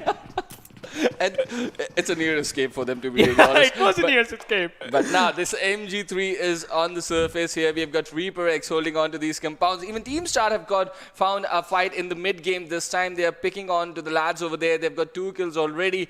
But let's see how they're going to go ahead in this game. And while this is all happening, the next shift of the circle is just about to happen. But you know what? After that, Freestyle now they just found them towards like close to the circle. The circle just moved towards the northern side of the map. Now Freestyle, this rotation might hurt them a lot because they lost almost 2 vehicles. One vehicle, Coop, already got blown up. Another received a lot of damage. Now things are not looking that good for Freestyle. On the other side, Clarity, they are already focusing on those rotations. Too easy can end up their journey and while moving inside the circle. But Freestyle, I would love to see how they're gonna react. Now 2 players, they're already running out in an open. Now they have the height advantage as well as they have a control of this particular highway present towards the eastern side with La Bandita. They can easily create a black hole for F2D if they want to. Like, you know, if they just move towards that one single area, what if they just caught them off guard? Definitely a possibility. But now Freestyle are holding on to the edges. They have got a concrete cover where they are going to regroup, and Team Bablu has made their early rotation inside this next circle. But 2EC4, they spotted that rotation because they were both parallelly crossing inside the circles, and they have just made sure to continue the rotation towards the center of the circle where they're going to find a better spot where they can have some breathing space. But shots already being exchanged between Freestyle and ZARAR Esports. Round number 2. Here we go. Oh yeah. Ting ting. So now Dani has been knocked, and now Freestyle, are they going to make the move? No, they're not interested for now. Let's see. Because But they don't have the Zipian, he's vehicles, already creating a flank angle. Yes. Or not. No, he's not. He's just going back, sticking to his teammates now. And since this is just because of the fact that Freestyle were not aggressing. If Freestyle would have been aggressing, Zipian might have held on to that flank angle and tried to engrave the players over there. Because he knew that the revive is already being held. Yes, and that At that position, Freestyle was lucky, to be honest. Well, yes. But now, look at this regions that Team Bablu and Clarity Esports is controlling right now. On the far side, on this compound, they've got Freestyle. And look at Black, he's just trying to go away. He was being very cheeky, but he's been caught out in the open, punished now. And there's an opening that they've created over Freestyle and not looking good for them. And let's see. Even they're not changing the gears over here. They're just holding on to the ridge because they know that there's a different team present inside the vicinity, and that is towards the compound, which is towards the right-hand side of Team Freestyle. I want to see which team is that. Same here. I just want to see. Even if they have DMRs, it's going to be really interesting what they're going to do, because then it is going to be a three-way fight. But now, Black is bleeding out. Malik under pressure. Does he have the smoke? Because he's got to make a run in the open, and 2easy4, they have no clue what's happening over there. They're just hiding behind the compound. They're just staying inside the one compound, and that's the most important thing. Zimba, look at that. He pins it down. Black behind that haystack. Here it comes, you know. Malik, as I just mentioned earlier, under pressure right now. I don't think so that they have any type of smoke so that they can make an extra cover. Okay, smoke has been utilized. But pretty late. Yeah, it's pretty late because look at that. He's already on 20% HP. Zibian still firing some random shots to switch that Scarlet, and this is going to be lethal. But look at that. Now, Bablu understand the situation. Now they know this is going to be more important. But F2D Jaguar from a different angle punishes Freestyle. Wow. Third-party intervention, my friend. Third-party intervention, and they capitalize the ridges just towards the eastern side of where these teams are right now. And what an important timing. Malik is down now. Gadari under pressure. Freestyle, it's been a massacre. It's been a massacre. Now F2D comes to the party. Wow. Look at this. They're hurting them. Yeah, Jaguar roaring out loud. Shout a lot of damage. Knock. Hey, who's there? Okay, that's a vehicle. He dished out a lot of damage. Jaguar confirmed the kill of Malik. So as Gardari, and he got picked out by 2easy. What is going on? Freestyle literally got punished. So we got sandwiched between three. We saw a lot from Freestyle in this game, right? Yeah. Where did they go wrong? The plans, I think so. That early approach from the side of Freestyle.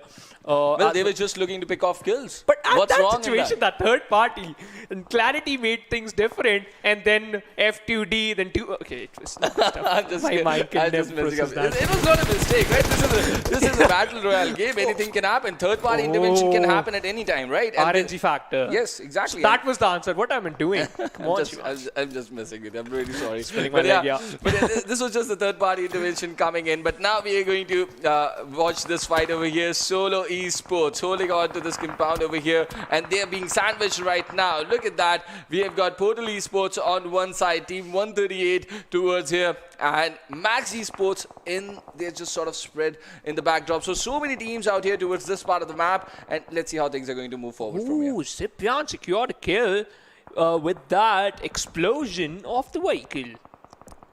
So good. 138 on the other side.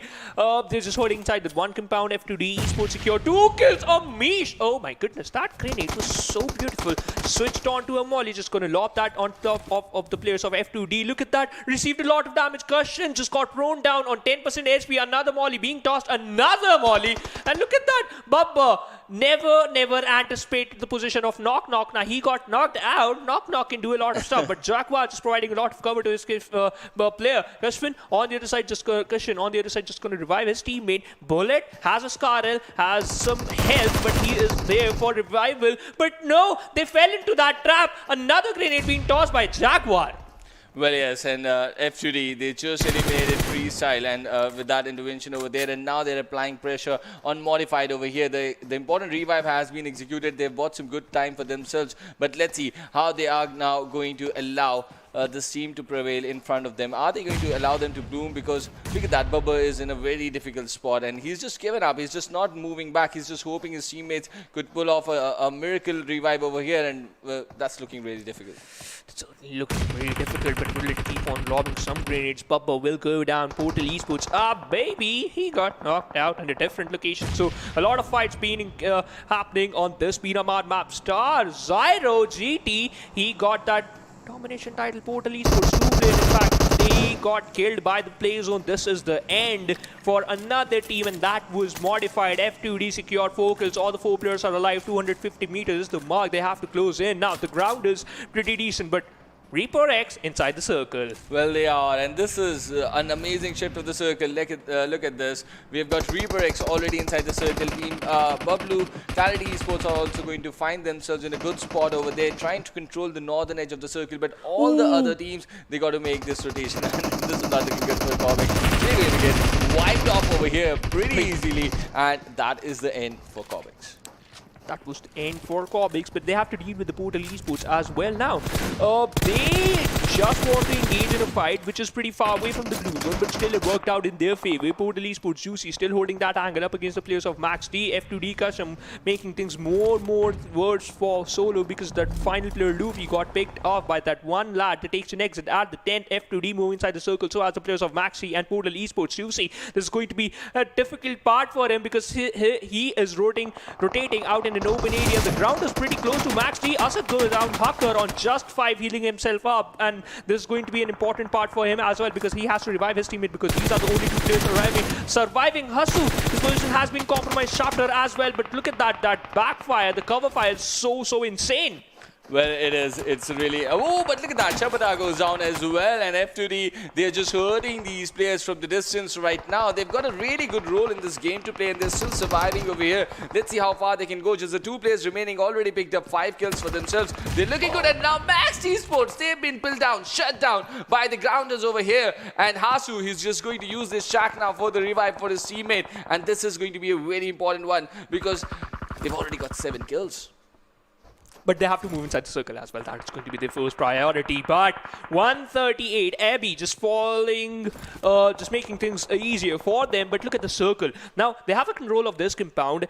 Baby, his kill has been confirmed. Juicy still surviving behind that tree. Makes an extra cover using that grenade. Jaguar, 3 kills on domination. I'm pretty happy with the position of Bablu Dani. He has a control of this Shaq team start. Caught eliminated at the 8 with 4. Now, again, some decent performance from the side of this team. 138, basically. This team, all the 4 players alive, secured 4 kills, just adjacent to EZ4 because they also secured 4 kills. Fix just want to make things difficult for F2D. Jaguar received a lot of damage and he will go down for sure. Well, he's going to go down for sure, certainly. And the next shift of the circle, slightly towards the northern side, are going to apply more and more pressure. But 138 are going to enjoy this good shift of the circle towards their side. And they've got a good ridge to play as well. And this is the exact opportunity that they were needing, right? Oh, They started this game from the page number 4. But the grounders have also got eliminated. Just like you mentioned, they were outside the eastern edge. They were caught off guard, not allowed that easy passage. And Portal Esports also go down. But 138, on the other hand, they have a good foot inside the circle already. Look at where they are already. They've got some good ridges. They've already been dealing with those teams present towards the northern side and the western edges. So they've got a really good idea where the teams are right now, and they're holding a high ground. This is their game, position-wise, to be taking. True. But if this goes away from them, it's just their mistake. But you know what? I'm not going to anticipate, as well as I'm not going to think about the position they were holding. I'm going to think about how many kills they have because they are up with the players of Clarity. Oh, this is the play we want. One player going to knock out one player, another going to secure that kill. That's how you're going to play. Corner on a domination. Zubian, final player surviving from the side of Clarity. Knock goes down by the play zone. Jaguar knocked out one player, but at the end, eventually he will go down by the spray of Tifa. Fix just caused fall down, and he just jumped from the clip. That's why he got knocked out. Only 3 teams left, Trooper. Now, Clarity Esports under pressure. They have lost their teammate and Zibian and Dani down to 2 players. Do they have the enough gun power to stop Reaper X coming in from the south and from the northeastern side, the team 138 that is holding on beautifully. But 138, the problem that they're dealing with right now, they're so much concentrated towards Team Bablu right now that they are not looking at Reaper X, and who is also stationed beautifully. If the next shift of the circle goes towards Reaper X, the problems are going to multiply with every passing second for 138. They need to deploy players towards the lower side with using some smoke so that they can create a flank angle already, but they're so much concentrated towards Team Bablu. Zibian gets picked off though, and he's going to get eliminated soon, but Dani is still remaining over there. But look at this. Myth creates an opening when they were trying to create that flank. That was a myth that you can't hide behind that fence, but no, Myth just easily you know, domination. They are already concerned if that, someone has moved to this side or not. yes. They are already concerned because they know that they do not have good enough information about this side. Now, Farhan and his teammate out there, the two lads, one of them really needs to figure out a way to move someone to this rock. After 2 trees, you can see that rock over there. They really need to deploy someone. But for that, the problem is going to be Dani because he can clearly have shots over there. So this is the equation for 138. And where is the shift of the circle going to go? Look at the map over there. Okay, let's see. Some more seconds. Hassan on the other side closing in the distance. Pretty close inside, pretty center of the circle, and he's the only lad from inside Reaper X who's inside the circle. And now Vampire has a lot of information, so as Hassan, he can provide a lot of cover fire to his teammate. But now his main priority is to move inside the circle. Hipper just boosting himself up. Dani still surviving inside the shack. One grenade being locked out by Hassan. They were afraid about this part of the circle, right? So they deployed 2 players close to the ridge so that they have control of the ridge already. They're doing the right things, Reaper X, right now, and that is why they're a team to watch out for. This is the Miramar game that they're beautifully controlling inside the final circle. They are against the height advantage, but a big nade coming in from Dani. He sensed that there's a team. He's heard the sound cues beautifully, but the problem with him is he does not have enough teammates around him, but he's still trying to make an impression. And now, Reaper X hip, look at how he's just got thrown or pulled down, and he's going to take him down easily. But Dani is also present over there. He's a monster. He's not going to allow you that easy passage. But now, the good thing that Reaper X have already done, deployed 2 players, and he has a clear idea where Dani is, and he's still someone that they got to watch out for. Yep, Look at this. Look at this. Look at this. No. Fighting back, you know, that reaction was so good. Dani forced to, you know, fall back. Now, Farhan, he know where he is, inside the shack. He knows his position, but at this position, they just drop down to only 2 players. This is going to be very, very important for them, how they're going to react, because Reaper X, all the 4 players are live. They have the control of this mountain as well as they have the control of this ridge. Hipper just making sure, tossing out some more smoke so that they can make an extra cover. But Hipper, he's still on 30% HP, has no first aid kit, but has the support of his teammates. Well, he does, but Dani is still surviving over there. The play zone doing this soul on Dani, and he goes down without giving any kill. But now, 138, who were looking to have the height advantage, who were looking to have the zone, are certainly finding themselves in play from different angles. And Shaman goes down. Now it's up to Farhan in a 1v4 situation. The MG3 is running inside the final circle. The chicken dinner for Reaper X to take. The team that was a good team looking yesterday is just dominating this final circle in Miramar, and the way they deployed the players close to the ridge at a very crucial point is the reason they are going away with this all-important chicken dinner in their tally. You know what? Their read as well as your read, it was perfect from the side of Reaper X, because deployment of those 2 players was so crucial. That's why they secured 5 kills in the end. Their overall ranking is 13, 20 total points secured by this one team. Look at that. The damage is not that huge, but still kind of decent. 1,259 Reaper X. This is the team we have to look out for, and now they are just proving their points. A 5-kill chicken dinner though, but at a very important point. They just played that waiting game so beautifully during the mid-game. They did not show up in any fight over there. And when it mattered the most, the final circle, they were all guns blazing and made sure to kill all the 5 opponents and take away the chicken dinner. Yeah, but we have the MVP in front of us, and it is Jaguar from the side of F2D. Secured 4 kills, dished out 619 damage, 4 assists as well. You know, things are balanced from the side of Jaguar, and healing down is 143, pretty decent. I can bet that is going to be the highest assist for any player, because we have seen it's always a good number. 4 assists is a good number, but this time the story is going to change. Even with 4 assists, I don't think they are going to get the chicken dinner, because that's Reaper X. So Jaguar doing his part there beautifully. He was responsible for the third party that took out Freestyle as well quite early in the game, and 138, they've got Trona over here. Yeah, 3 kills. And he was leading the charge from the side of 138. That's why he has the highest amount of kills from the side of his team. Secured 3 kills, but dished out 421 damage. But look at that, too easy, Mr. Fix. He was using that Mini 14 so perfectly. Secured 2 kills. Now we have the match summary in front of us. Jaguar, highest kill as you just predicted. Maximum assist in the name of Jaguar as well. Malik used the most utilities. Obviously, they have to. Look at how many columns F2D are featuring, right? And they were not even their part inside the final circle, but they actually played a big part during the mid-game, and that is the reason why. Look at them, they get 13 points out there, just 6 placement points, but 7 kills in their name. A big game for F2D, and they really needed this win today. But Team 138 on the last page of the overall standing and get 20 points out of this important encounter. that is more important for them to secure at least one chicken, at least a good position points, obviously, and some decent amount of total points as well. But Team Star on the 8th position with total 5 points in their backpack. 4-3 Esports on the 7th, total 6 points in their backpack. Solo Esports, not a good outing from the side of this team.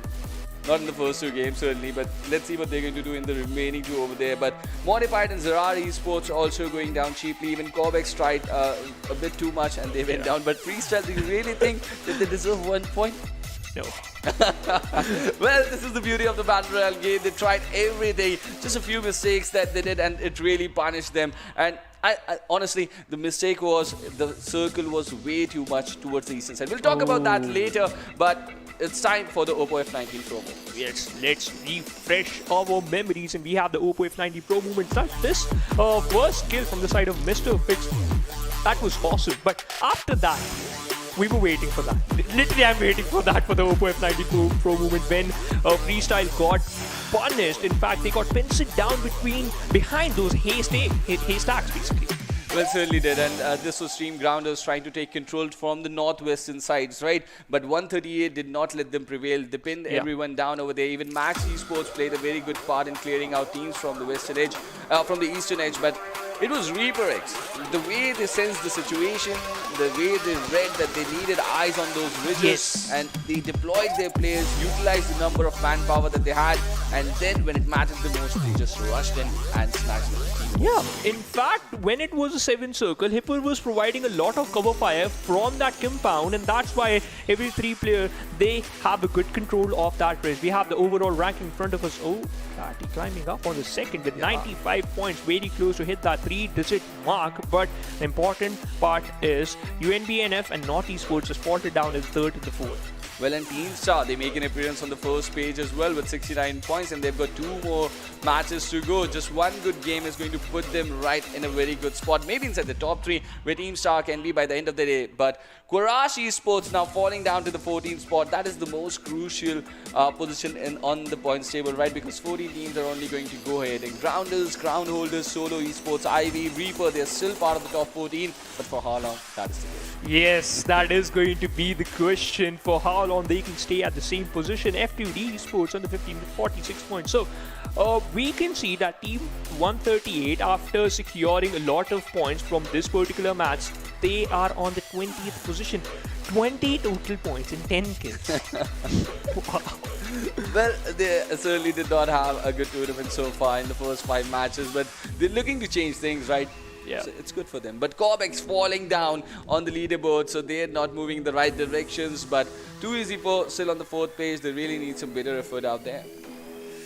Good effort from the side of Too Easy for sure. They secured, I think, so some 5 to 6 points from this match, but we still have 2 games left for the day. But at the end, Clarity, Rani, he was so good. He was just inside the compound, I think, so that's why they secured the 3rd position, and that's why they have some good points. And now they're just closing up the distance against a team who's on the top. They still have 2 games left. They can easily topple them down, but for that you need 2 chicken wings.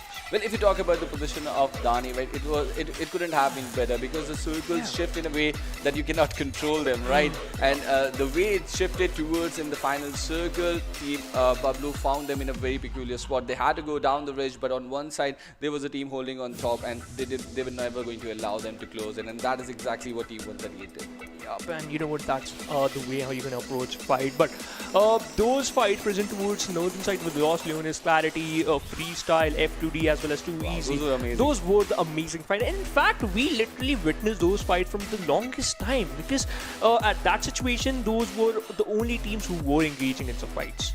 Well, really they were, and the only problem with what Freestyle was approaching over there, that the circle was way too far towards the eastern side. So there were always teams that were going to come and rotate from that side, and the kind of angles they were trying to create, that was not a good spot. But if that fight would have been executed towards the southern part, the results could have been different. The results could have been different. Now we are done with our 2 games. We still have 2 games left, but we need a little bit of breather. We'll go on a short break, coming right up. It's going to be the 3rd match for the day.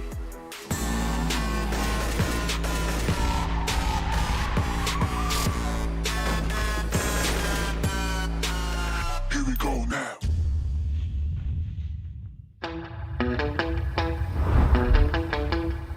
Are you keeping it real?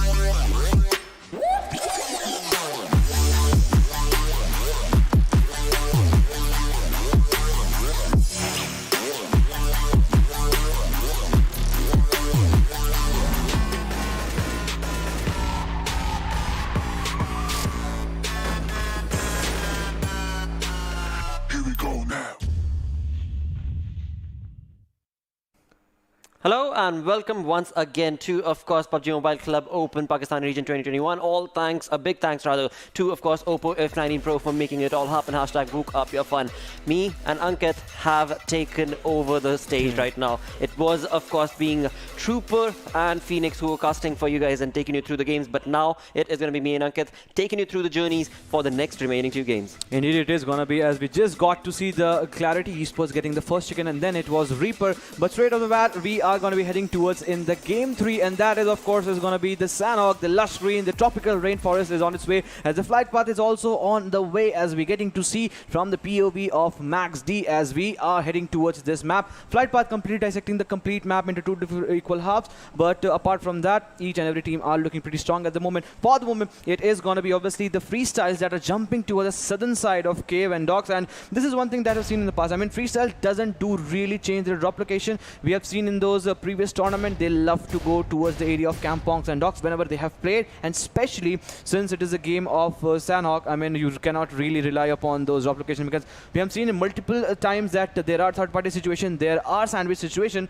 and in doing so, they really need to be careful. For the moment, 4 players in a 4 different split, and any team that loves to go down towards the southern eastern side, this is the same sort of strategy that we have seen from their side. Most certainly. I mean, definitely a very spread out approach coming in from the side of FS, but as we move on along towards the northern part of the map itself, we are looking towards the cow, where indeed it was Star who had moved on along. But before we talk about that, the ZARAR and, of course, Mod right here are going to be on our screens, where indeed it seems like ZARAR Sam is a bit of a tricky situation is what he finds himself into, and right off the bat in the first 1.5 minutes itself, we are going to be part of some sensational fights from the looks of it, and it is going to be ZARAR Sam, who has certainly gotten himself decent amount of loot set up for himself, but again, when it comes to the gun, that's all he has, and along with that the vest. But on the other side, it is Modified, who are getting punished for they have absolutely hunkered down the position of ZARAR, and now they are going to be in a little bit of a trouble situation, as Vish is already down. You remember the last match of Miramar, we were talking about Amish being just not able to find himself away from situation.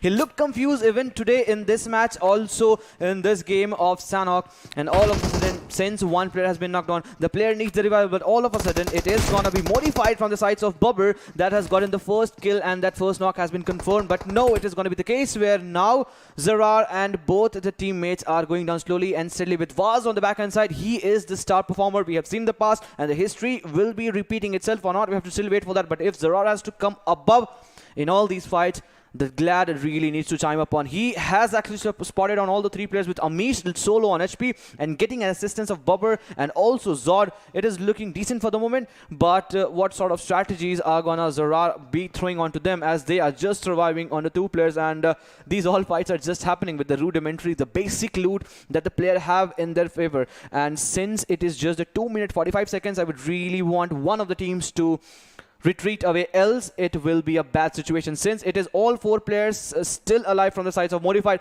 we might expect some more sheer aggression, but we have to still wait for that. But it seems that now the player are going for the backhand side. They might be looting all those small little compounds and those huts that was present, and then might to find themselves to a different direction. And all these fights are happening into the compound closer near the hut in area, and the contestation has started erupting, but onto different direction. It is now Portal Esports Juicy that has taken down Max D's player. Well, what a wonderful start to the game indeed this has turned out to be, where of course we do see one fight erupting right here between these 2 teams, and on the other tangent it is going to be Portal Esports who have been able to absolutely hunker down the players of Mad, and in doing so, Rex is on the run. One player has already been knocked. The next is going to be a kill that of course Abhay is going to be trying his level best to work towards. Eventually, Rex seems to be waiting over there, and is he... No, I thought he was going to be preparing a nade, but that's not the case. It is going to be Portal Esports' players Nocto right here pushing on along, and eventually it is going to be Rex who will drop down along as well. So just 4 minutes in the game, we've seen 2 individual fights take place, and this has now resulted in, again, a complete wipeout is what this team of Portal Esports is working towards. Absolutely phenomenal turn of events, where one by one, the players from Mad have been brought down. Juicy 2 kills right off the go, and this is one more fight we might still got to see, as it is one more player still surviving, and for a moment it seemed that the player could have given the push, but as you perfectly mentioned, it is just the 4 minutes and 23 seconds on the clock, and 2 separate fights we have seen in 2 different cities. I'm not surprised, because the way the last game Miramar actually fanned out, it was the same sort of approach. And in this region, talk about this region, the players are getting aggressive. And talking about the aggressiveness, the circle is also throwing a sort of curveball. And in this situation, it may be a time where Camp Alpha might be the hotbed and site of contestation, as it seems by the shift of the circle that the circle might come down towards again to the area of Camp Alpha. And in that situation, it is going to be obviously of the team grounders, the grounders that can get the most favor of it. And talking about the favor, it is also looking good for teams like COB, that is obviously going to be of COBx. But if the circle just tends to go away, the Paradise, obviously the boot camp, those ridges that are playing closer to the shore area, that might go out of the contestation. But Reaper X, the team just got the chicken, is looking strong at this moment, as Myth is completely away, going for the flank angle, just trying to gather more and more info apart from other teammates. And now, since it is the moment where the team might go for the rotation, the players are slowly and steadily coming closer and congregated towards the rest of the players. And from different direction, it is also going to be freestyles, and I'll have my keen eyes upon to them. But in doing so, this question still remains: how does and how sort of what sort of strategies do Clarity Esports do have? Will they be making an entry to Camp Alpha or Camp Bravo? It's just up to them. Well, as we bring that conversation, it seems like the team of COBx is going to be very close to 2EZ's players, and this is where, again, a fight can be erupted, and eventually this entire lobby, the teams are dominating. They are absolutely on a destructive mode. When it comes to the fights, they do not shy away from them, and eventually, every single time that we've seen these teams play in the PMCO itself, they have been absolutely in control of those contestations itself. A few of them, of course, have not been doing so well, thus find themselves walking away with very low points eventually from game to game. But this is again an opportunity that is going to be allowed to these teams. The team that plays the best will be moving on along, but of course that is not going to be as easy as I speak about it, because eventually there are teams who are absolutely behemoths in what they do and the skill set that they have been able to have. But right now, we find these two teams, 2EZ as well as COBx, as I was just talking about it, find themselves in a bit of a tricky affair, because this has a stalemate vibe written all over it. It is going to be a fight that both these teams will erupt into, but for now, that is certainly not going to be the case, as both of them wait for each other to make a run for it, to make a gun for it. But will that be happening? It does not seem likely so, because again, it is the stalemate vibe all across this entire place. Pretty much the same as perfectly mentioned, and stare eye competition is still going on between 2EZ and obviously the COBx. I'm still waiting which team is going to be striking that first blow, as now Khalifa and Fix is leading the charge. Mr. Fix is onto the front hand side and just away from the rest of the player, and getting assistance of Khalifa can be one good thing for the moment, but the fight is still far-fetched, and that one small dip that can come into the favor, that can really help them. But for the moment, Clarity Esports player are being pinned down, as now PES Portal Esports Mom 2 is charging onto the player. Some player are into the stream still, because they were trying to make an entry. We talked about Clarity's rotation. Their rotation have been severely punished, as now the players are going down slowly and steadily. Zebian has gone down, and not only gone down, he has been unfortunately finished. That's something that Clarity Esports would have really not wanted, because in the first game of Erangel, the team that really got the chicken. But now the grenade has been straight away lobbed onto this lobby, and right into the lap is what grenade does the damage for themselves. But fight is now also erupting onto different directions, as now 2EZ are getting backstabbed with some different teams joining the fray. Absolutely, that was Solo X indeed, and Solo Esports have moved on and pushed on alongside the players of 2EZ's compound. On the other tangent, as we bring ourselves back towards that total esports fight, it is not the kind of start that Clarity wanted, and eventually that will be the end for that team, as they were not able to rectify and push against the players of Portal Esports, and thus Clarity Esports getting eliminated right off the bat. With that, we move on along back to the 2EZ fight. 2EZ have been able to sustain all four players for the moment, but Solo Esports, what an amazing turn of events is what they've showcased right here, as they pushed on along and aggressively made 2EZ completely baffled in terms of their placement itself. But in all of this, we do know that 2EZ also is surrounded by another team, and that could take an advantage. But on the other tangent, another fight is taken on, and 2EZ's players are absolutely creating a lot of problems right here for the players of Solo Esports. Venom has been brought down, and in that, it is Solo Esports getting annihilated and dominated upon. Two teams just in a matter of a minute, within a blink of an eye, has been sent to the lobby, and now is the time when 138, Team 138 is charging upon onto the players of F2D. So now F2D really had a good game. last one, but certainly this is not going to be the case as Jaguar is finding himself into that smoke cloud, and slowly and steadily the player will be taking the fight, but it is him that has brought the knock, and retaliatory fire also helps them to get a lot of breathing space for the moment, as now Farhan is trying to lead the charge. Abhi has gone down and Troner is still surviving from the backhand side. It is going to be Abhi that is still bleeding off, and 138 teams, the players are charging in onto the players of Jaguar, and slowly and steadily one more team being baffled, and it seems that we are off to an explosive start as we still haven't touched the 10th minute of the markup, and 3 teams sent to the lobby. The recent one, it is going to be the F2D Esports. Wow. Wow is what this game is turning out to be. I mean, complete domination from so many of these teams, and now it is going to be too easy against the stalemate situation of COBx. Finally, too easy seems to be the one that is going to be, of course, trying to hold their ground, right? Because COBx, during the fight that too easy took against the players of Solo Esports, have found themselves pushing on alongside the road and getting into the compound of too easy. Now, too easy, we can clearly see Mr. Fix is going to have to get himself bandaged up, but eventually when it comes down to the play that is being created from the side of COBx, we've got Asan right here along with his teammate Irfan, who are creating a flank angle, as we can clearly see on the minimap. Eventually it is going to be a straight down affair, a piping down affair, but eventually when it comes to too easy, they have a very wonderful positioning for themselves, and if that positioning works out right, they could have the better part of this fight based on the flank angle that they find themselves upon. As of now, of course, once again the teams are going to be just completely going docile and working towards getting the information first. Definitely, I mean, straight right off the bat, we just saw that COBx was really not finding themselves in the fight, but as soon as they realized that it is too easy,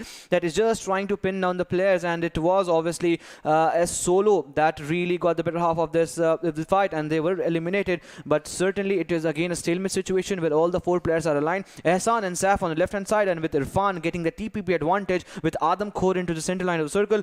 I mean, they are making a formation, but they need to realize that it is also that from the sides of too easy, that they are also creating that sort of a flank angle with Tifa pretty much away from all these fights. I mean, he can, if he gets knocked down, I mean, he will be the one that will be panicking the whole of the team if he asked for the revival. But in all this situation, it is still a stalemate situation, and all these fights are happening in the area of boot camp. And just imagine one team getting the better half of the left side of the ridge that we talk about. I mean, it can be a game end for either of the team if they just find themselves in the open situation. That certainly could be the case. But for the moment, they are going to be completely hunkering down their positions, but only for a few seconds, because the circle has moved away, and Harton is where the circle is going to be modifying and bringing it down towards. And Modified is the team that finds themselves pretty much in the center of the zone.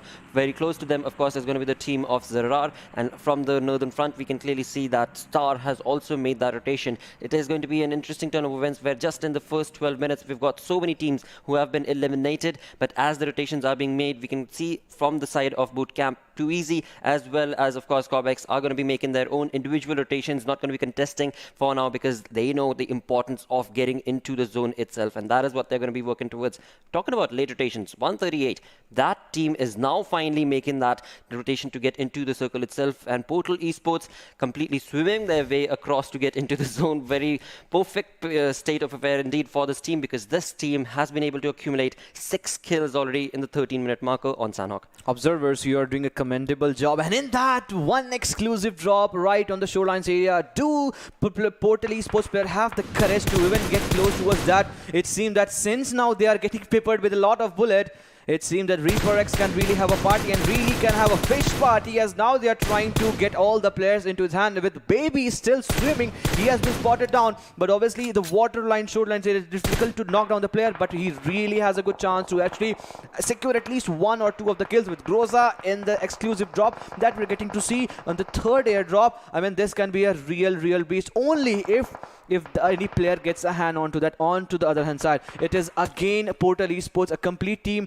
I mean, they are surviving on the mercy of not getting spotted by ReaperX. Absolutely, but the spot has already been made, and information has been relayed to the team between Reaper, and eventually a knock has also been confirmed, and Baby has already been brought down. Eventually, as we move on to the other side of the edge of the zone, it is going to be none other than, of course, Max D right here, very close to the position of 538, and in that to win so, Max D is all by himself. When it comes to his teammate, he is a little further out ahead. That's going to be Rahi, and to create that sort of a push against the team of I-38 certainly will not be commended, but it seems like Rahi has given away the information. The X factor that they hoped for against the players of I-38 has certainly moved away from there.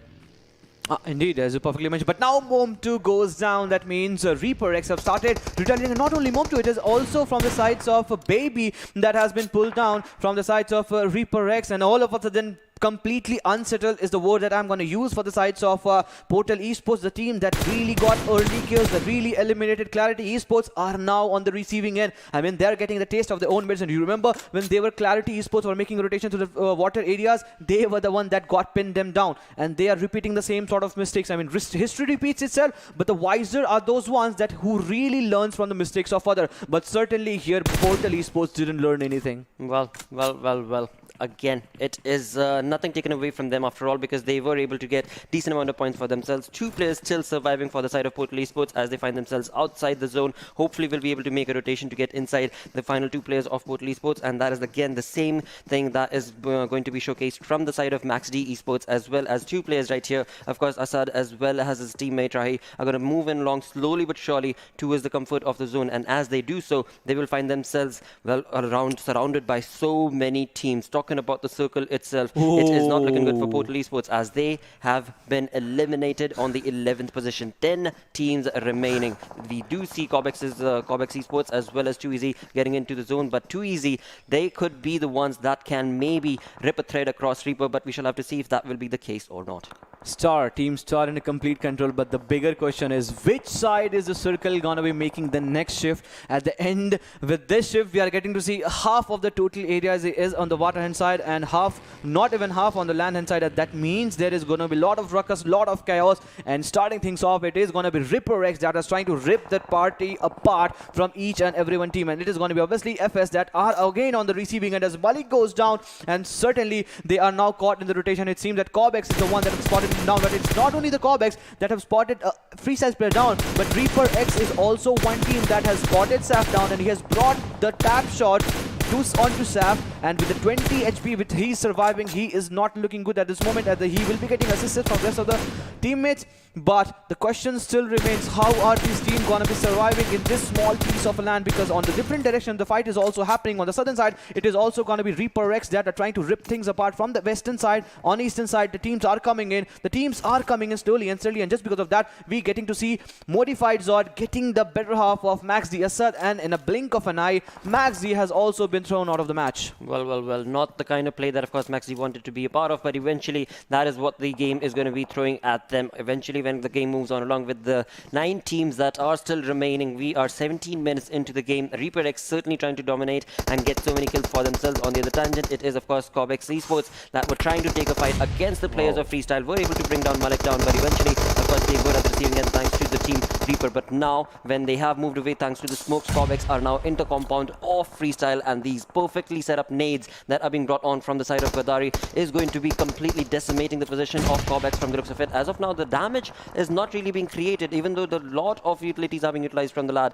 It is looking like somewhere along the line COBx have found their rhythm, certainly have found their track, but no, it is going to be the consistency that will play off, and it is going to be Gadari's perfectly set up nade that will get the player of COBx down on his knees. He does have his teammates around to be able to give him that cover and give him that revival, but now based on Freestyle Gardari's play, he seems to be wanting to push, and he's making that rush, and he's going to be absolutely trying to dominate and destructively annihilate the Freestyle. Eventually, as they do so, COBx is trying to retaliate as well. 2 of their players have been brought down. It is going to be on based on Irfan as well as Hassan's playstyle. But what exactly are they planning on doing? Black from the side of Freestyle has been confirmed and sent back into the lobby as well. It is not looking good. It is certainly going to be a conversation between Freestyle's 2 players against the 2 players of COBx. But it seems like the revival is what this team is going to be working towards for now. And the amazing stat is that is going to be giving them the advantage in terms of number. It's going to be a 3v2 situation that is perfectly going to be able to bring that onslaught against the players of Freestyle. But that will not be allowed as Freestyle just completely Gadari and Malik, they are roaming the entire region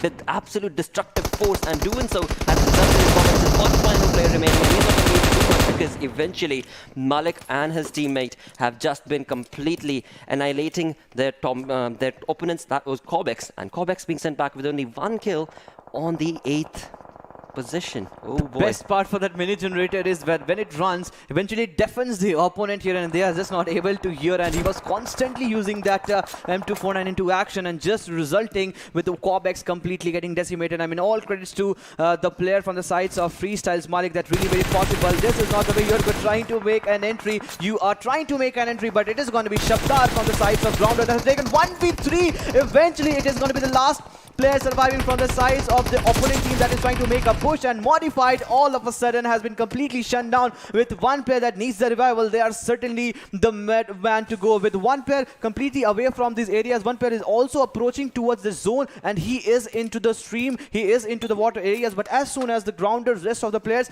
they are going to be recalibrating. But the still question remains, how are they going to be making an entry, as their big approach is needed to be. They need a Herculean task in order to get so, but Freestyle is just not stopping. They're just not stopping after eliminating one team. Now they have their eyes set up on Team Star. Will Star actually shine in this match or not? We have to still wait for that. Well, it certainly is not looking like the case. Only 2 players remain for the side of Star, and Star, of course, find themselves outside the zone, outside the comfort of the zone. And right here, it is going to be the Grounders player who are trying their level best to get into the comfort of the zone. But Reaper is going to be completely denying that opportunity from them. And in doing so, it is the Grounders who find themselves down to just 2 players. We are down to 4 teams remaining. Freestyle is absolutely dominating in terms of the kill department. They have been able to accumulate 6 kills for now, 3 players surviving, and as they push on along, the probability, the forecast for the chicken, of course, goes towards the side of Reaper, because the way that they have been able to completely dominate into the circle itself, it is looking real good. But the circle is what is favoring Freestyle.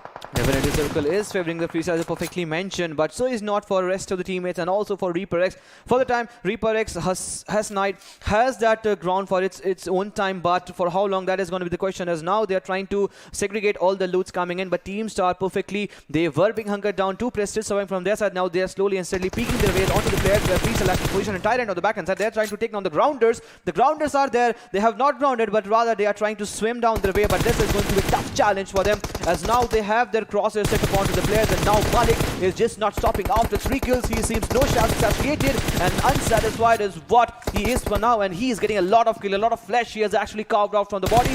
And now this will be a moment where Jigsaw will be pulled down, and this might be demise, as this is going to be the last player survived from that side. Behind that rock, it is going to be Knight, but the question still remains, for how long? Well, for how long? Not for long, dude. Not for long, that's for sure. Because again, the Grounders Knight is in the water. As soon as he tries to get into the comfort of the land itself, he will certainly be denied. On the other tangent, talking about FS, I mean, this team is just completely dominating. Tyrone as well as Malik are the ones who are certainly trying to dominate against the final player of course, Reaper right here, we can see. And this team's position has been caught. Tyrant knows exactly where he is. Malik knows exactly where he is. And now it seems like Tyrant is going to be going to give the revival on his teammate Gardari. On the other tangent, talking about the final player remaining from the side of the Grounders Knight, he is just swimming away, trying to get... well, again, he's just trying to work towards the placement point. That's all that he can do. But Malik, he's a greedy lad. He is certainly not going to allow that final kill to go down to the play zone. He wants that kill, that is for sure. But Reaper X's player right here, well, being out in the open with just that tree trunk, that is going to be helping you, but for how long? Because again, when it comes to the circle is moving away 5 seconds down, and it is going to be just complete annihilation. For now, it is Freestyle who are definitely dominating in this game. Definitely dominating in terms of the point they have secured, definitely in terms of the zone, and obviously the numbers advantage they have. And since now Hipper has been spotted down, he will be taken down for sure, but for the moment it is going to be rampage mode on which Malik is standing at this moment. But Tyrant will be the one that will be putting the final nail in the coffin, and there we go, a chicken going into the name of Freestyle. But what a valiant effort for the last lad for the sides of Reaper X. What a game we just witnessed. 1500 damage is what the Freestyle was able to secure throughout the course of this match. The pursuit was really good. I mean, the zone eventually favored them, and there was nothing that other teams could have done, but nothing taken away. It was a high fragging match. We talked about the early fights. We talked about how COBx were pulled down. I mean, really, it was the end that they got those zones, but before that, they were looking strong. They were taking the fight, and since they did all those tough courses in the early stage of the game, it was an all easy affair for them. And now they are making a comeback. #12 is where they're standing, and slowly and steadily they are marching towards where they are having their achievement set, their objective set. After this match, they are looking strong for this moment. 12 kill, 15 as just mentioned, freestyles for the moment. Wow, what a play. What a play this was throughout the entire game. There was not a moment that, of course, we saw where things were going down in terms of the aggressive stance that these teams were making. One fight after the other, the entire lobby completely just moving from one floor to the next, Loving the Pakistan region indeed. I mean, Exactly, the way that they are playing, this is looking really the phenomenal. zone. Yes. With that, also, of course, as we talk about every single time after the game, it is the most valuable player coming in. And moving on, it is going to be none other than Hippo right here from Reaper X, who was able to get 3 kills, 1041 damage is what he got, along with the 3 assists in just the 22 minutes. Just wow. I mean, 105 is just the healing done, and the 1041 damage. I mean, this guy has been an absolute stunner for this team apart. In the last game, the team got the chicken. This time, it was just the numbers advantage where they faltered on, but all kudos to this guy. And obviously, his other teammates also. I mean, look at his also damage. 4 kills, 802 damage. Survival time, he just was 2 minutes before he got away when Heeper was taken down.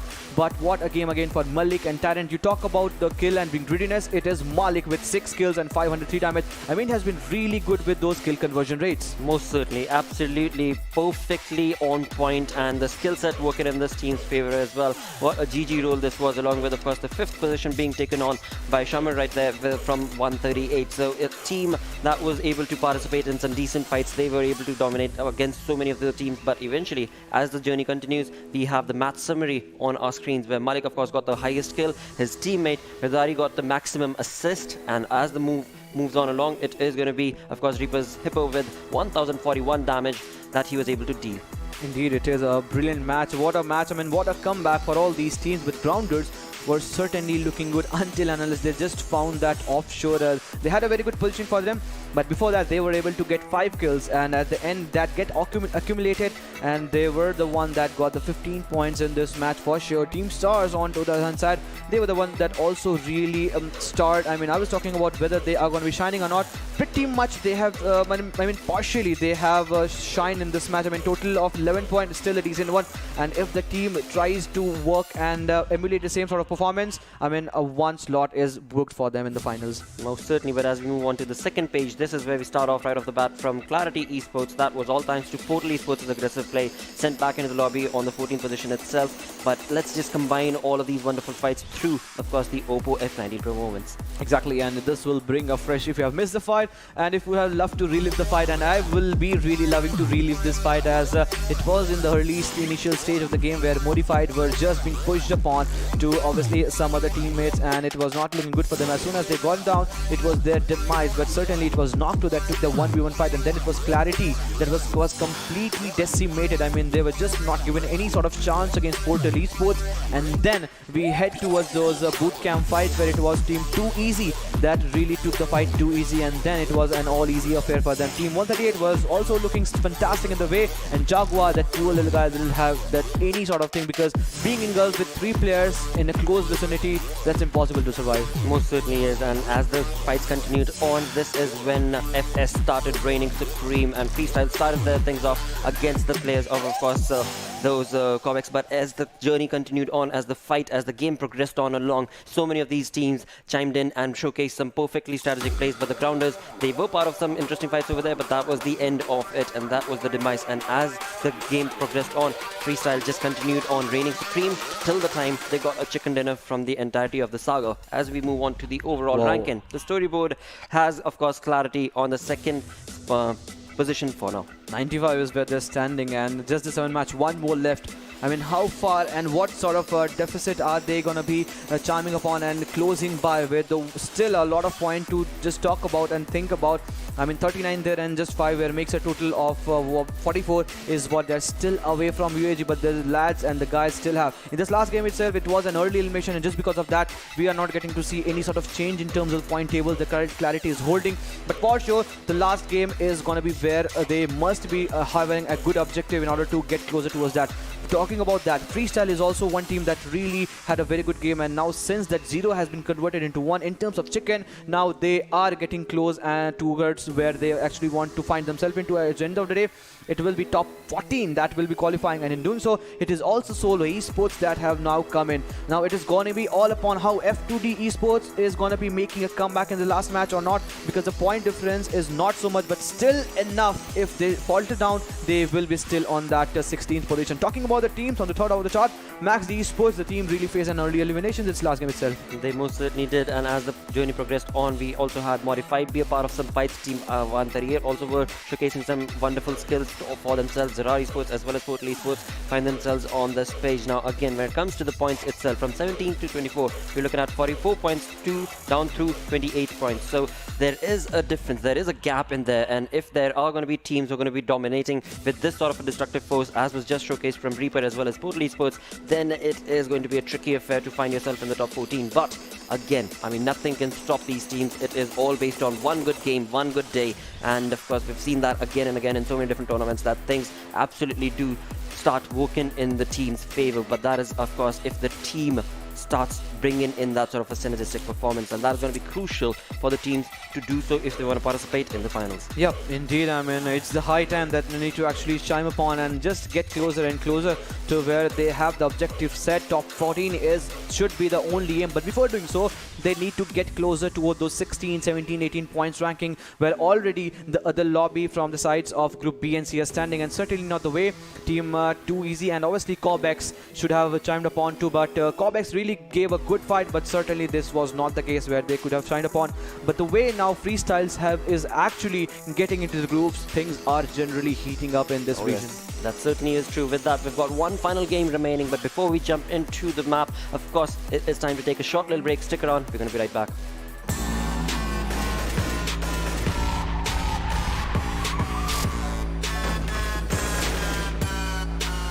Here we go now.